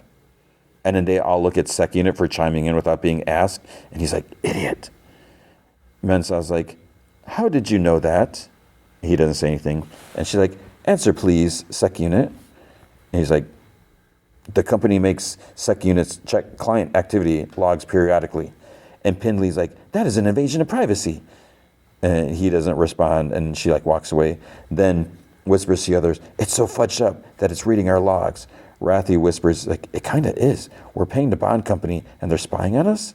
Arata a little louder. She's like, what if that's why the satellites went out? What if? And Rathi's like, come on, you sound like Garathan now. And Pinley's like, well, maybe he has a point. And then Sec Unit's like, thanks. He's like, should have let that thing eat your wife. Mensa's like, Garathan was wrong. And she walks up to Sec Unit. You don't mean us any harm, do you? And he's like, not consciously. Can't speak to the dark recesses of my programming. And he's like, my job is to protect you from harm. Rathi's like, you just paused for quite a while before you said that. And he's like, yes. Mensa's like, does anyone want to go back? Arata's like, if the Delphal does need our help and we don't go, how do we feel? Sec Unit's like, alive.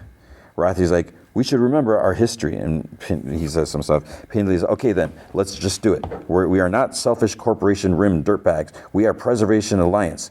And they're like all in a circle. They're about to like put their hands there. Rathi's like, it's a Sec Unit. He's like, wait, get in on here. He's like, not a chance. So he just ignores him. And Rathi's like, okay, can't blame me for trying. So Sec Unit watches more shows.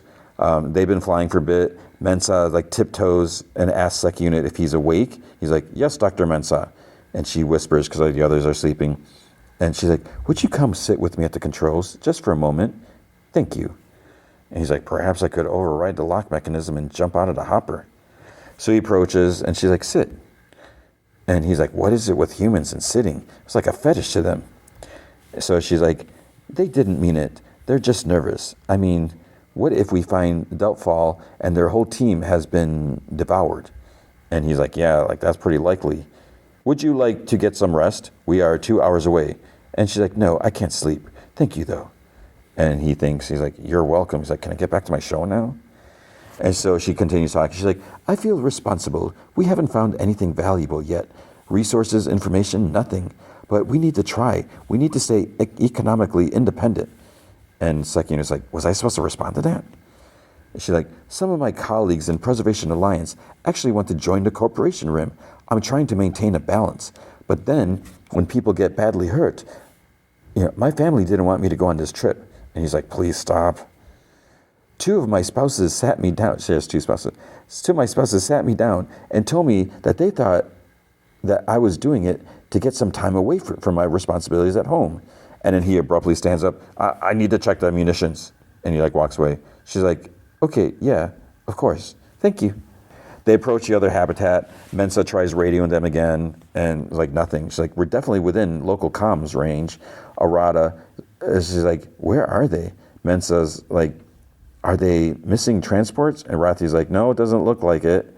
It's like the hoppers are all there. And then Sekun is like, Dr. Mensa, I recommend you land outside the perimeter. Arata's like, why? And he's like, in case everyone's been eating for lunch. But then he just says, security protocol. Mensa's like, are you picking up anything from their sec units? He's like, nothing, not even pings. So Pinley's like, so they just vanished? And Mensa's like, well, we can't be certain without looking. All right, we are landing outside the perimeter. And then sec unit puts his helmet back on. So they land. Sec unit's like, has everyone had weapons training?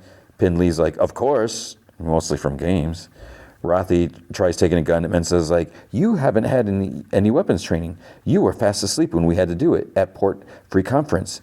Rathi's like, yeah, but I didn't think I'd need it. Plus, Kill, Joy, Blood, Lust, Tech Riot, level 4677. Because there was he mentions this video game, and Pinley said something like that, and Rada's like, you played that? And she's like, no. So I don't know what that means, whatever. But so when he says something, Pinley's like, you totally auto-grid, which I don't know what that means. He's like, no, I don't. So maybe they played together before and Rada didn't know. Mensa's like, why don't you stay in the hopper, Rathi, and monitor things?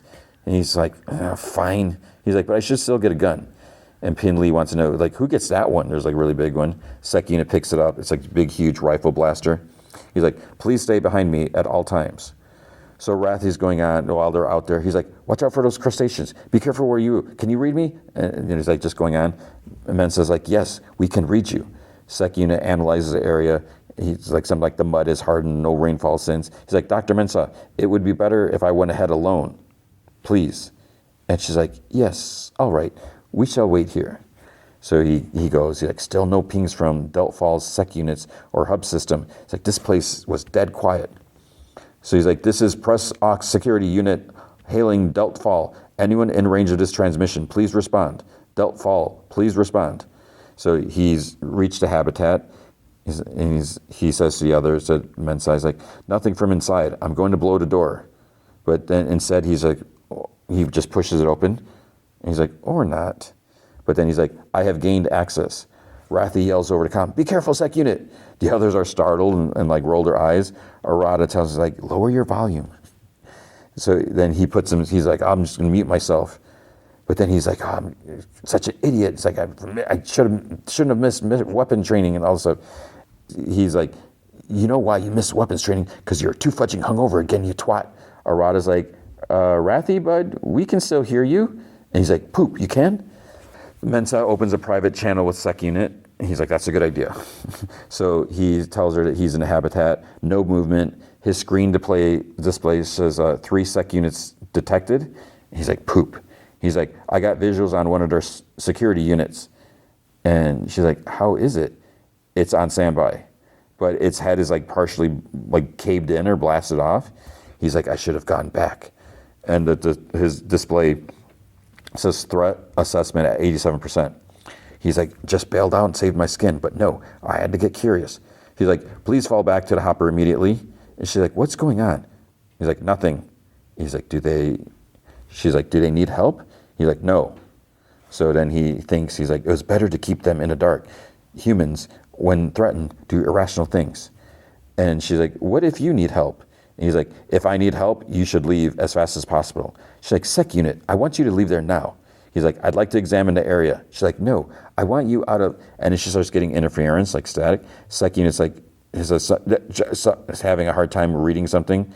He's like, please go back to the hopper. If you don't hear from me within 10 minutes, lift off and go back to Press Aux habitat. And she's like, sec unit, hello, can you hear me? And then inside he's like, you guessed it, that was me causing a static. It's like, just like, and then some guy in this show, whatever, who was disobeying orders. He's like, and I wasn't ready to leave quite yet. Mensa tells him to get back to the hopper. And sec unit thinks, he's like, it looked like one of their sec units had gone rogue and the others tried to stop it. In spite of all the mess, the scenario was too clean. One sec unit died trying to protect the communications hub, and these other two units must have killed each other at the exact same moment. It reminded me of the season finale of one of his shows. He's like, the thing is, that show was an inferior show filled with implausible plot lines. So he kind of kicks one of the down sec units, but then it starts shooting at him and tries to knock him down. So it's not disabled. It gets up and fights. He's like, it was a superior model, but it had taken a lot of damage, and I knew exactly what sequences of a move it was going to make. So he looks at all the move, like programming moves that shows up on his display. It's like, going to do this and this and this. So he blasts it into this like energy field thing, and it's just like it goes down. So he turns over the other, and there's like a combat override module on the back of his neck. He's like, someone had taken control of this sec unit. Question was, who? And then as he's kneeled down, like looking at this, there's movement behind him. So he starts to turn, and whether it's a person or a sec unit, it holds up its arm. There's like a blaster on its arm, and it's aimed right at him. He's like, question answered, and then, and that's where it ends. So did he just get hit? Did he shoot it? We have to wait till the next episode. Next episode is available. So I think episode, I don't know, 4 and 5 are out. I think I think like a week and a half behind or something like that. So, yeah, so now, like I said, it's heating up. We're starting to get something happening. We'll see. It's not my favorite show, but I'm definitely invested to see like what's going to happen. So hopefully you're enjoying hearing about it. And now the movie feature is Ballerina, or from the World of John Wick, Ballerina. So I love the movie. I enjoyed. There's something about these John Wick movies. I mean, they're pretty far-fetched. The plots aren't always like super intricate or whatever, but there's just something about this. And you know, okay, let's jump to Rotten Tomatoes. Rotten Tomatoes critics 75%. It's still certified fresh, 75%. It's not great in my opinion, but it's fresh. Popcorn meter 94%. Okay, what does that say right there? I mean, critics, I mean, if we look at this, yes, the stunts, this is from Movie Mom, the stunts are spectacular, but what makes the John Wick movies enthralling is the world, parallel universe, international, okay, so that's a B+. That one was fine. Here's one, like, credit Ana de Armas for going through the grueling training until John Wick appears in cameos. The unrelenting stunts become repetitive, but the evanescence fight like a girl over credits bring some fire with post-clip teasing the possibility of more. While Ballerina isn't on the level of Wick proper, it's got enough action, world building to be an enjoyable addition. But I saw some, okay, these are fine. I looked the other day, these must be newer ones. I mean, some people were just like, they were just like bagging on it. And it's just, I'm really starting to get annoyed. I feel like just some critics are just too hoity-toity. Not all of them, but, and this is where the thing is, I don't read reviews before I go see. Obviously, I see the movies, you know, as soon as I can. Preview night, I'm there. I'm going to see these movies. I'm going to see it no matter what, because so I can talk about it. But I don't want to actually write a review, because I feel that I mean, there's two different ways to do it. When I talk movies, I just want to say like this is what I enjoyed about it.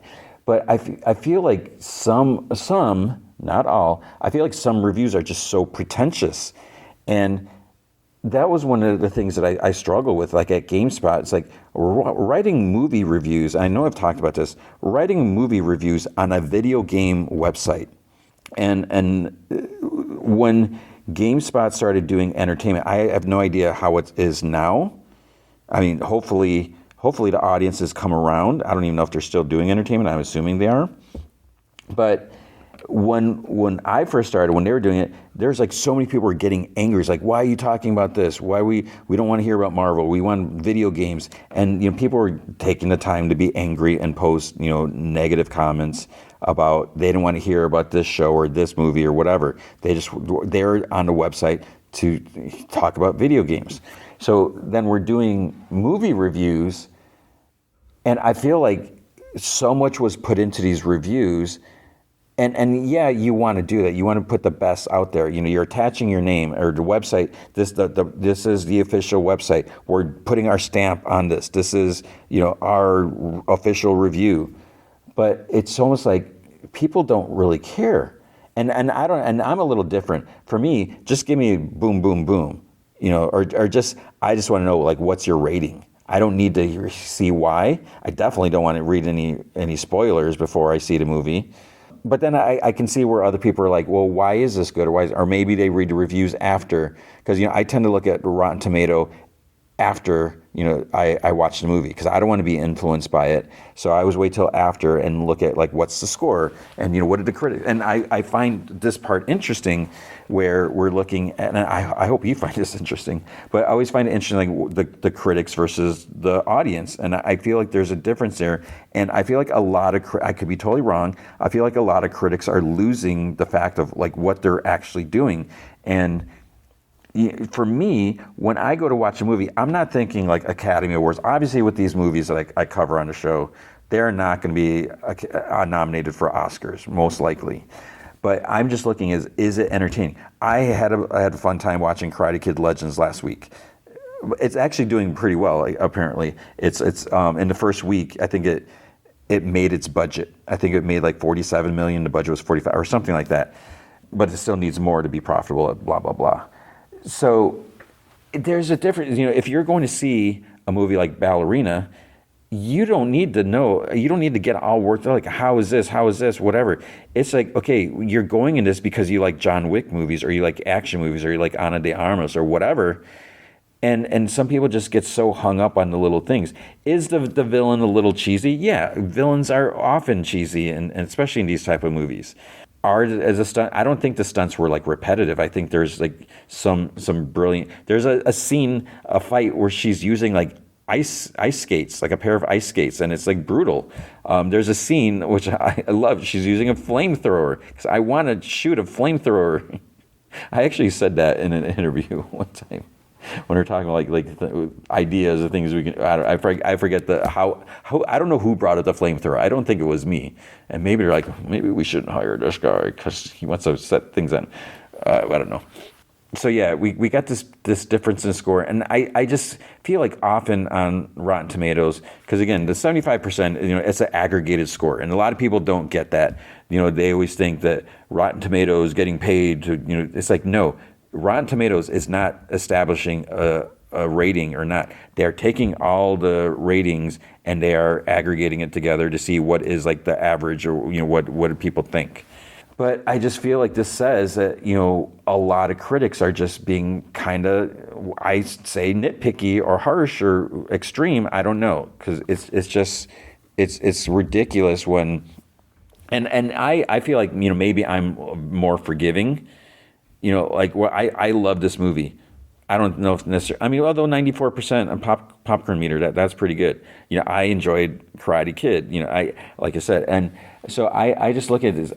Are these movies fun?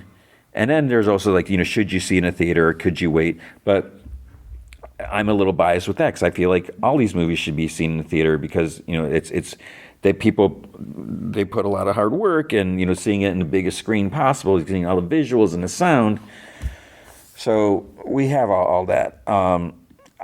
It really bothers me how these reviews are, and it's almost like those who can't do what. No, that doesn't even make sense here. But it's like all these people.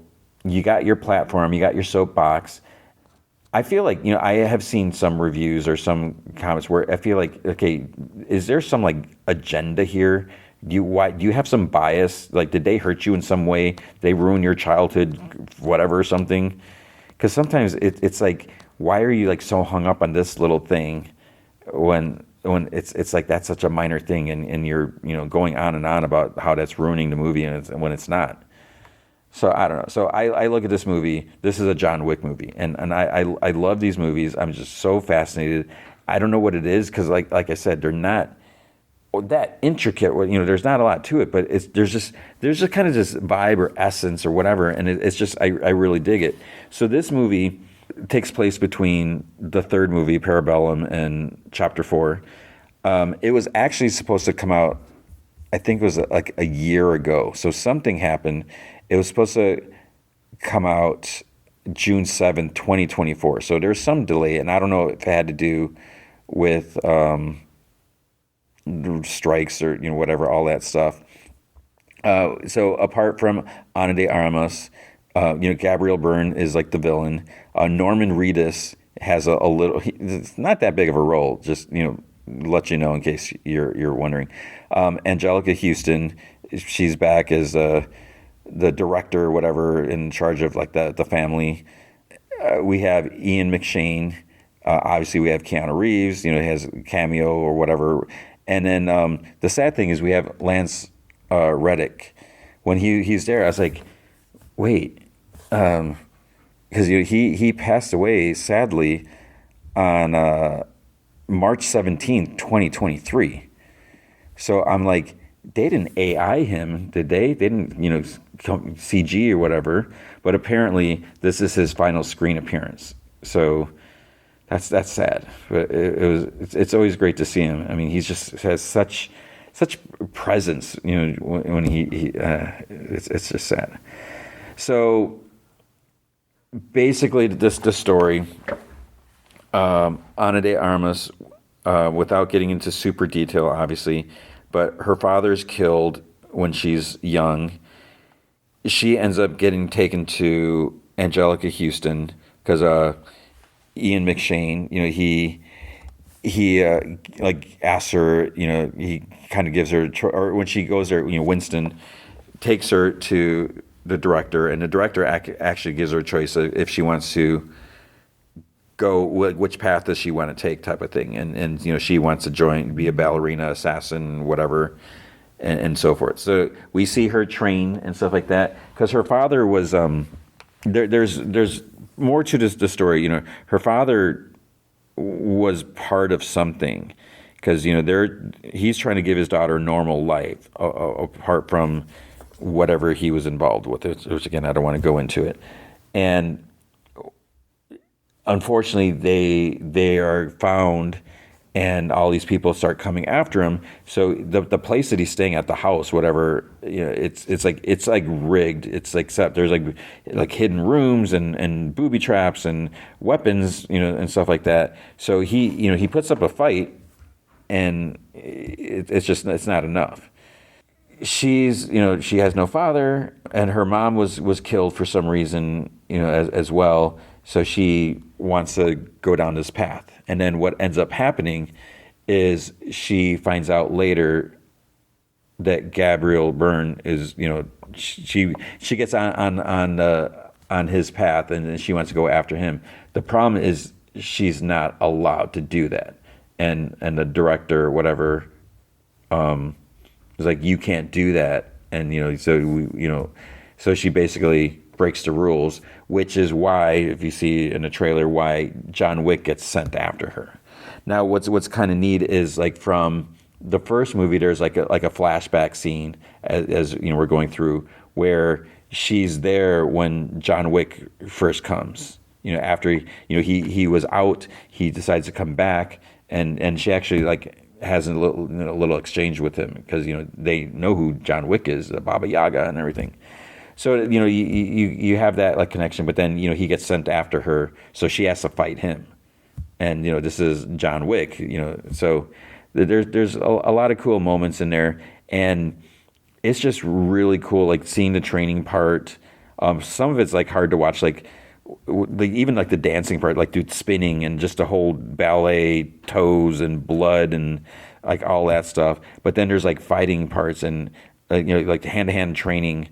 And you see her like going up against like a big guy, and like one time she gets knocked down, and her instructor, whatever, like, what are you doing? He's like, why are you falling?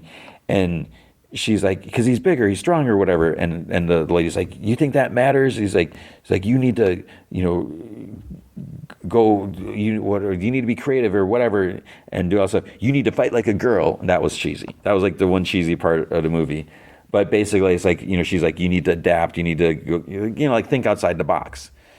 you can't let someone's strength or size throw you off. You need to do what you can do, do anything to win. So she starts learning, and it just even the training process. It's like a cool thing where it's like, okay, you're gonna be like a bodyguard, and you're protecting your asset, and just going through this scenario and doing that. And they're like using, I don't know if they're rubber bullets at that point, but whatever. Just like going through that process, and so there's just a lot of just seeing how all that works out. And then when she like finally gets her first job and she goes out there and seeing that, and what's nice about this, and it's the same thing with like John Wick, is like when they fight, they're not like complete experts, like unstoppable, untouchable.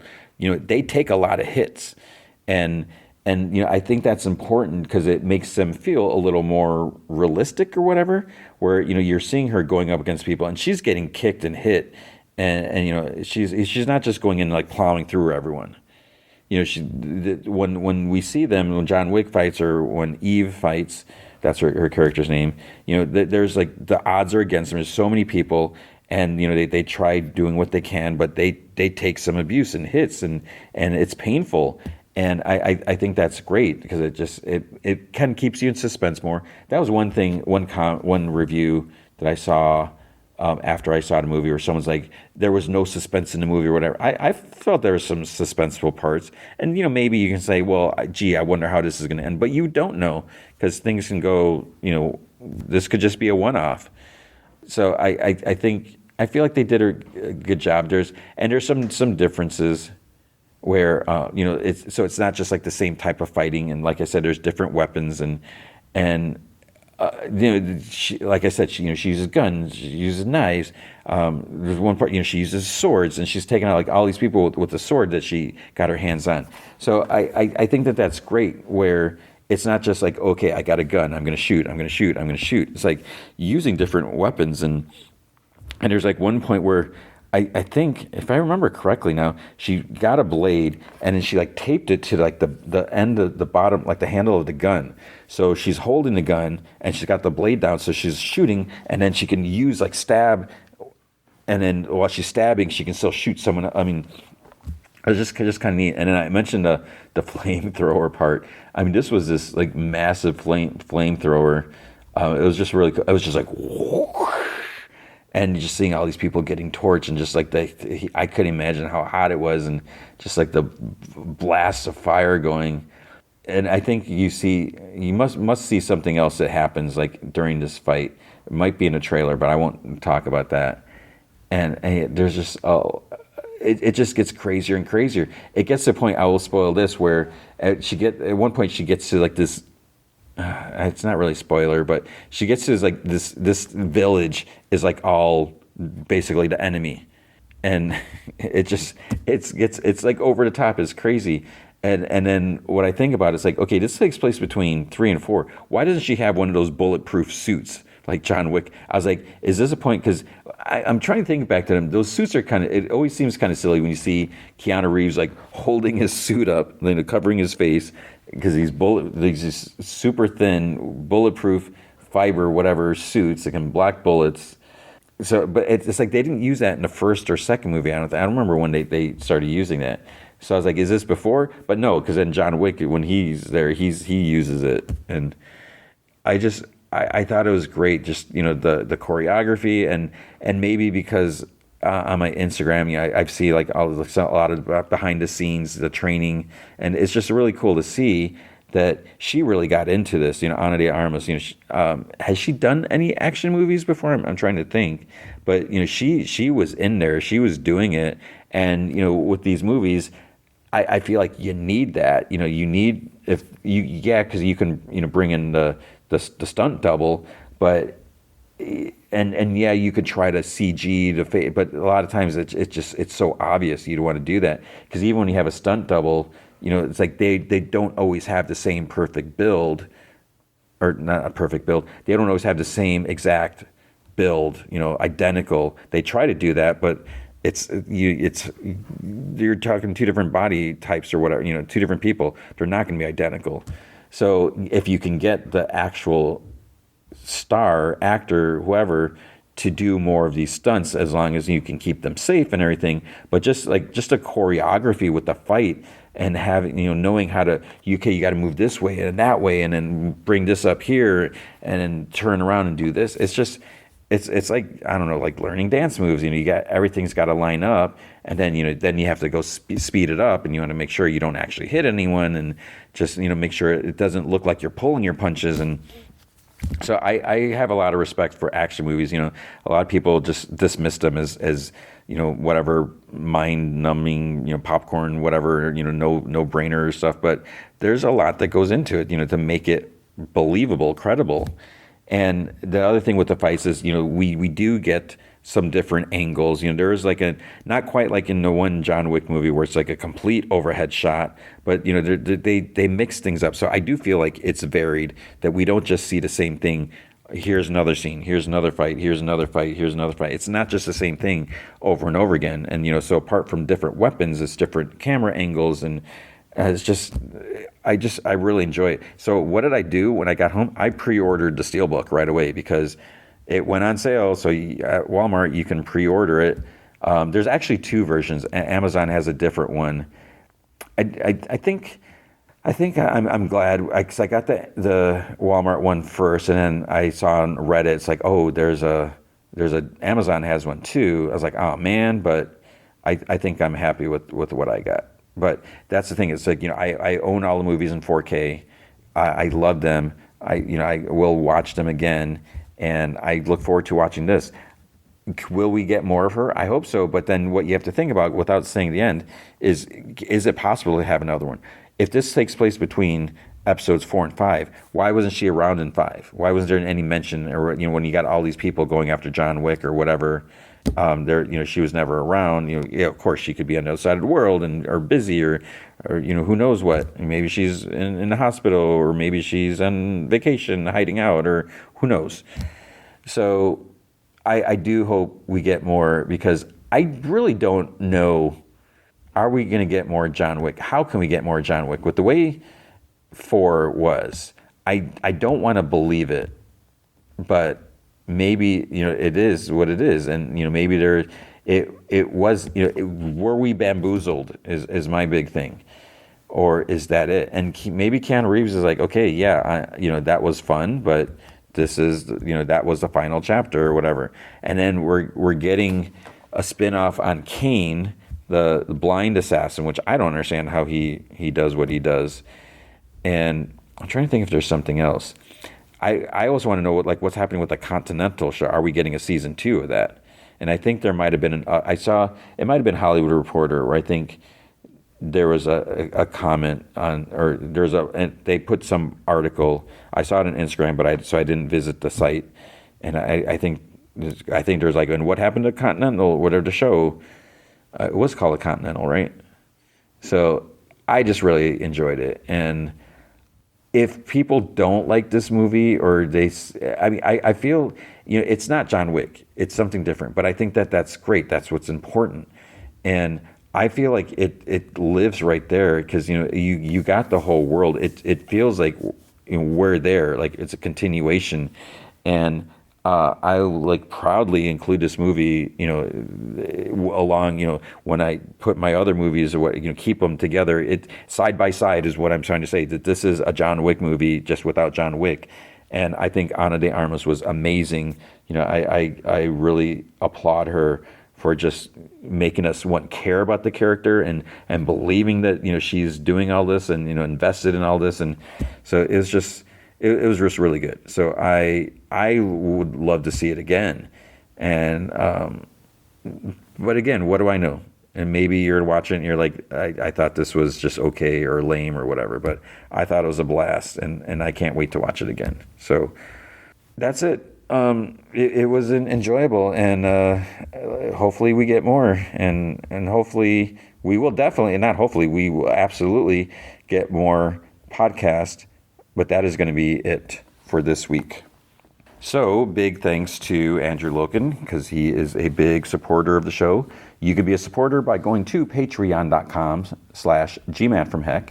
Any amount you can commit to will be awesome. If you commit at the Rick Jones tier or higher, you get access to the Secret Podcast from Heck, which is an additional 30 minutes of podcast entertainment every single week. Currently talking about the early appearances of the Hobgoblin, the mystery, who is a Hobgoblin? Spider-Man has no idea. And back when we were reading, when I was reading these back issues, I had no idea who he was, and it was just so much fun and exciting. And I look forward to, I talked about how comics feel different now. So I still find these old issues fun and exciting. So I don't know. But if you can't commit to a monthly commitment, you can also help out by going to coffee.com/gmanfromheck, and you can buy me a virtual cup of coffee or two. And that is ko-fi.com/gmanfromheck, something like that. All right, so what is happening next week? Next week's movie is How to Train Your Dragon. And we'll see. I'm sure it's going to be fun, and everything. Yeah, I don't know. Not quite sure what to expect, but knowing, having seen some things when I go to the movie, like a ad thing or whatever, where I guess it's like the same creator, director, whatever, and so it's not like your typical let's Disney, let's make a remake, whatever. So it's the same creator where he wanted to take the stuff that he loves so much and bring it to life, type of thing. So there could be something to be said about that. What else will there be? I'm not sure. There was a Predator movie that came out on Friday on Hulu, Killer of Killers. Might do that. I do want to still see, was it Bring Her Back? Maybe I might be able to, I don't even know if I'm going to be able to get to a theater to see that. But I don't think there's any other shows starting up this week, thankfully. And then we will have more Andor, more Murderbot. So I'll probably supplement with another movie. I know I mentioned that Fountain of Youth, but I don't think it got great reviews. So I don't know if I should watch that or try to see Predator, or if I can make it to the theater. We'll see. But there will definitely be plenty more for you. I just need to make it through this week, get through everything. I don't know how I'm going to find the time to do everything, but I will. We will. And I'll be back in a week with a big sense of relief. And hopefully you will have some relief. Hopefully you're doing well. Hopefully you have fun and exciting things planned for the summer, if you even have a summer. I mean, I don't know if you're just, I'm still working. But this is where I just go into overtime crunch mode so I can get it done. So I hope you're taking care of yourself. Hope you're doing well. And I hope you remember, be good to each other.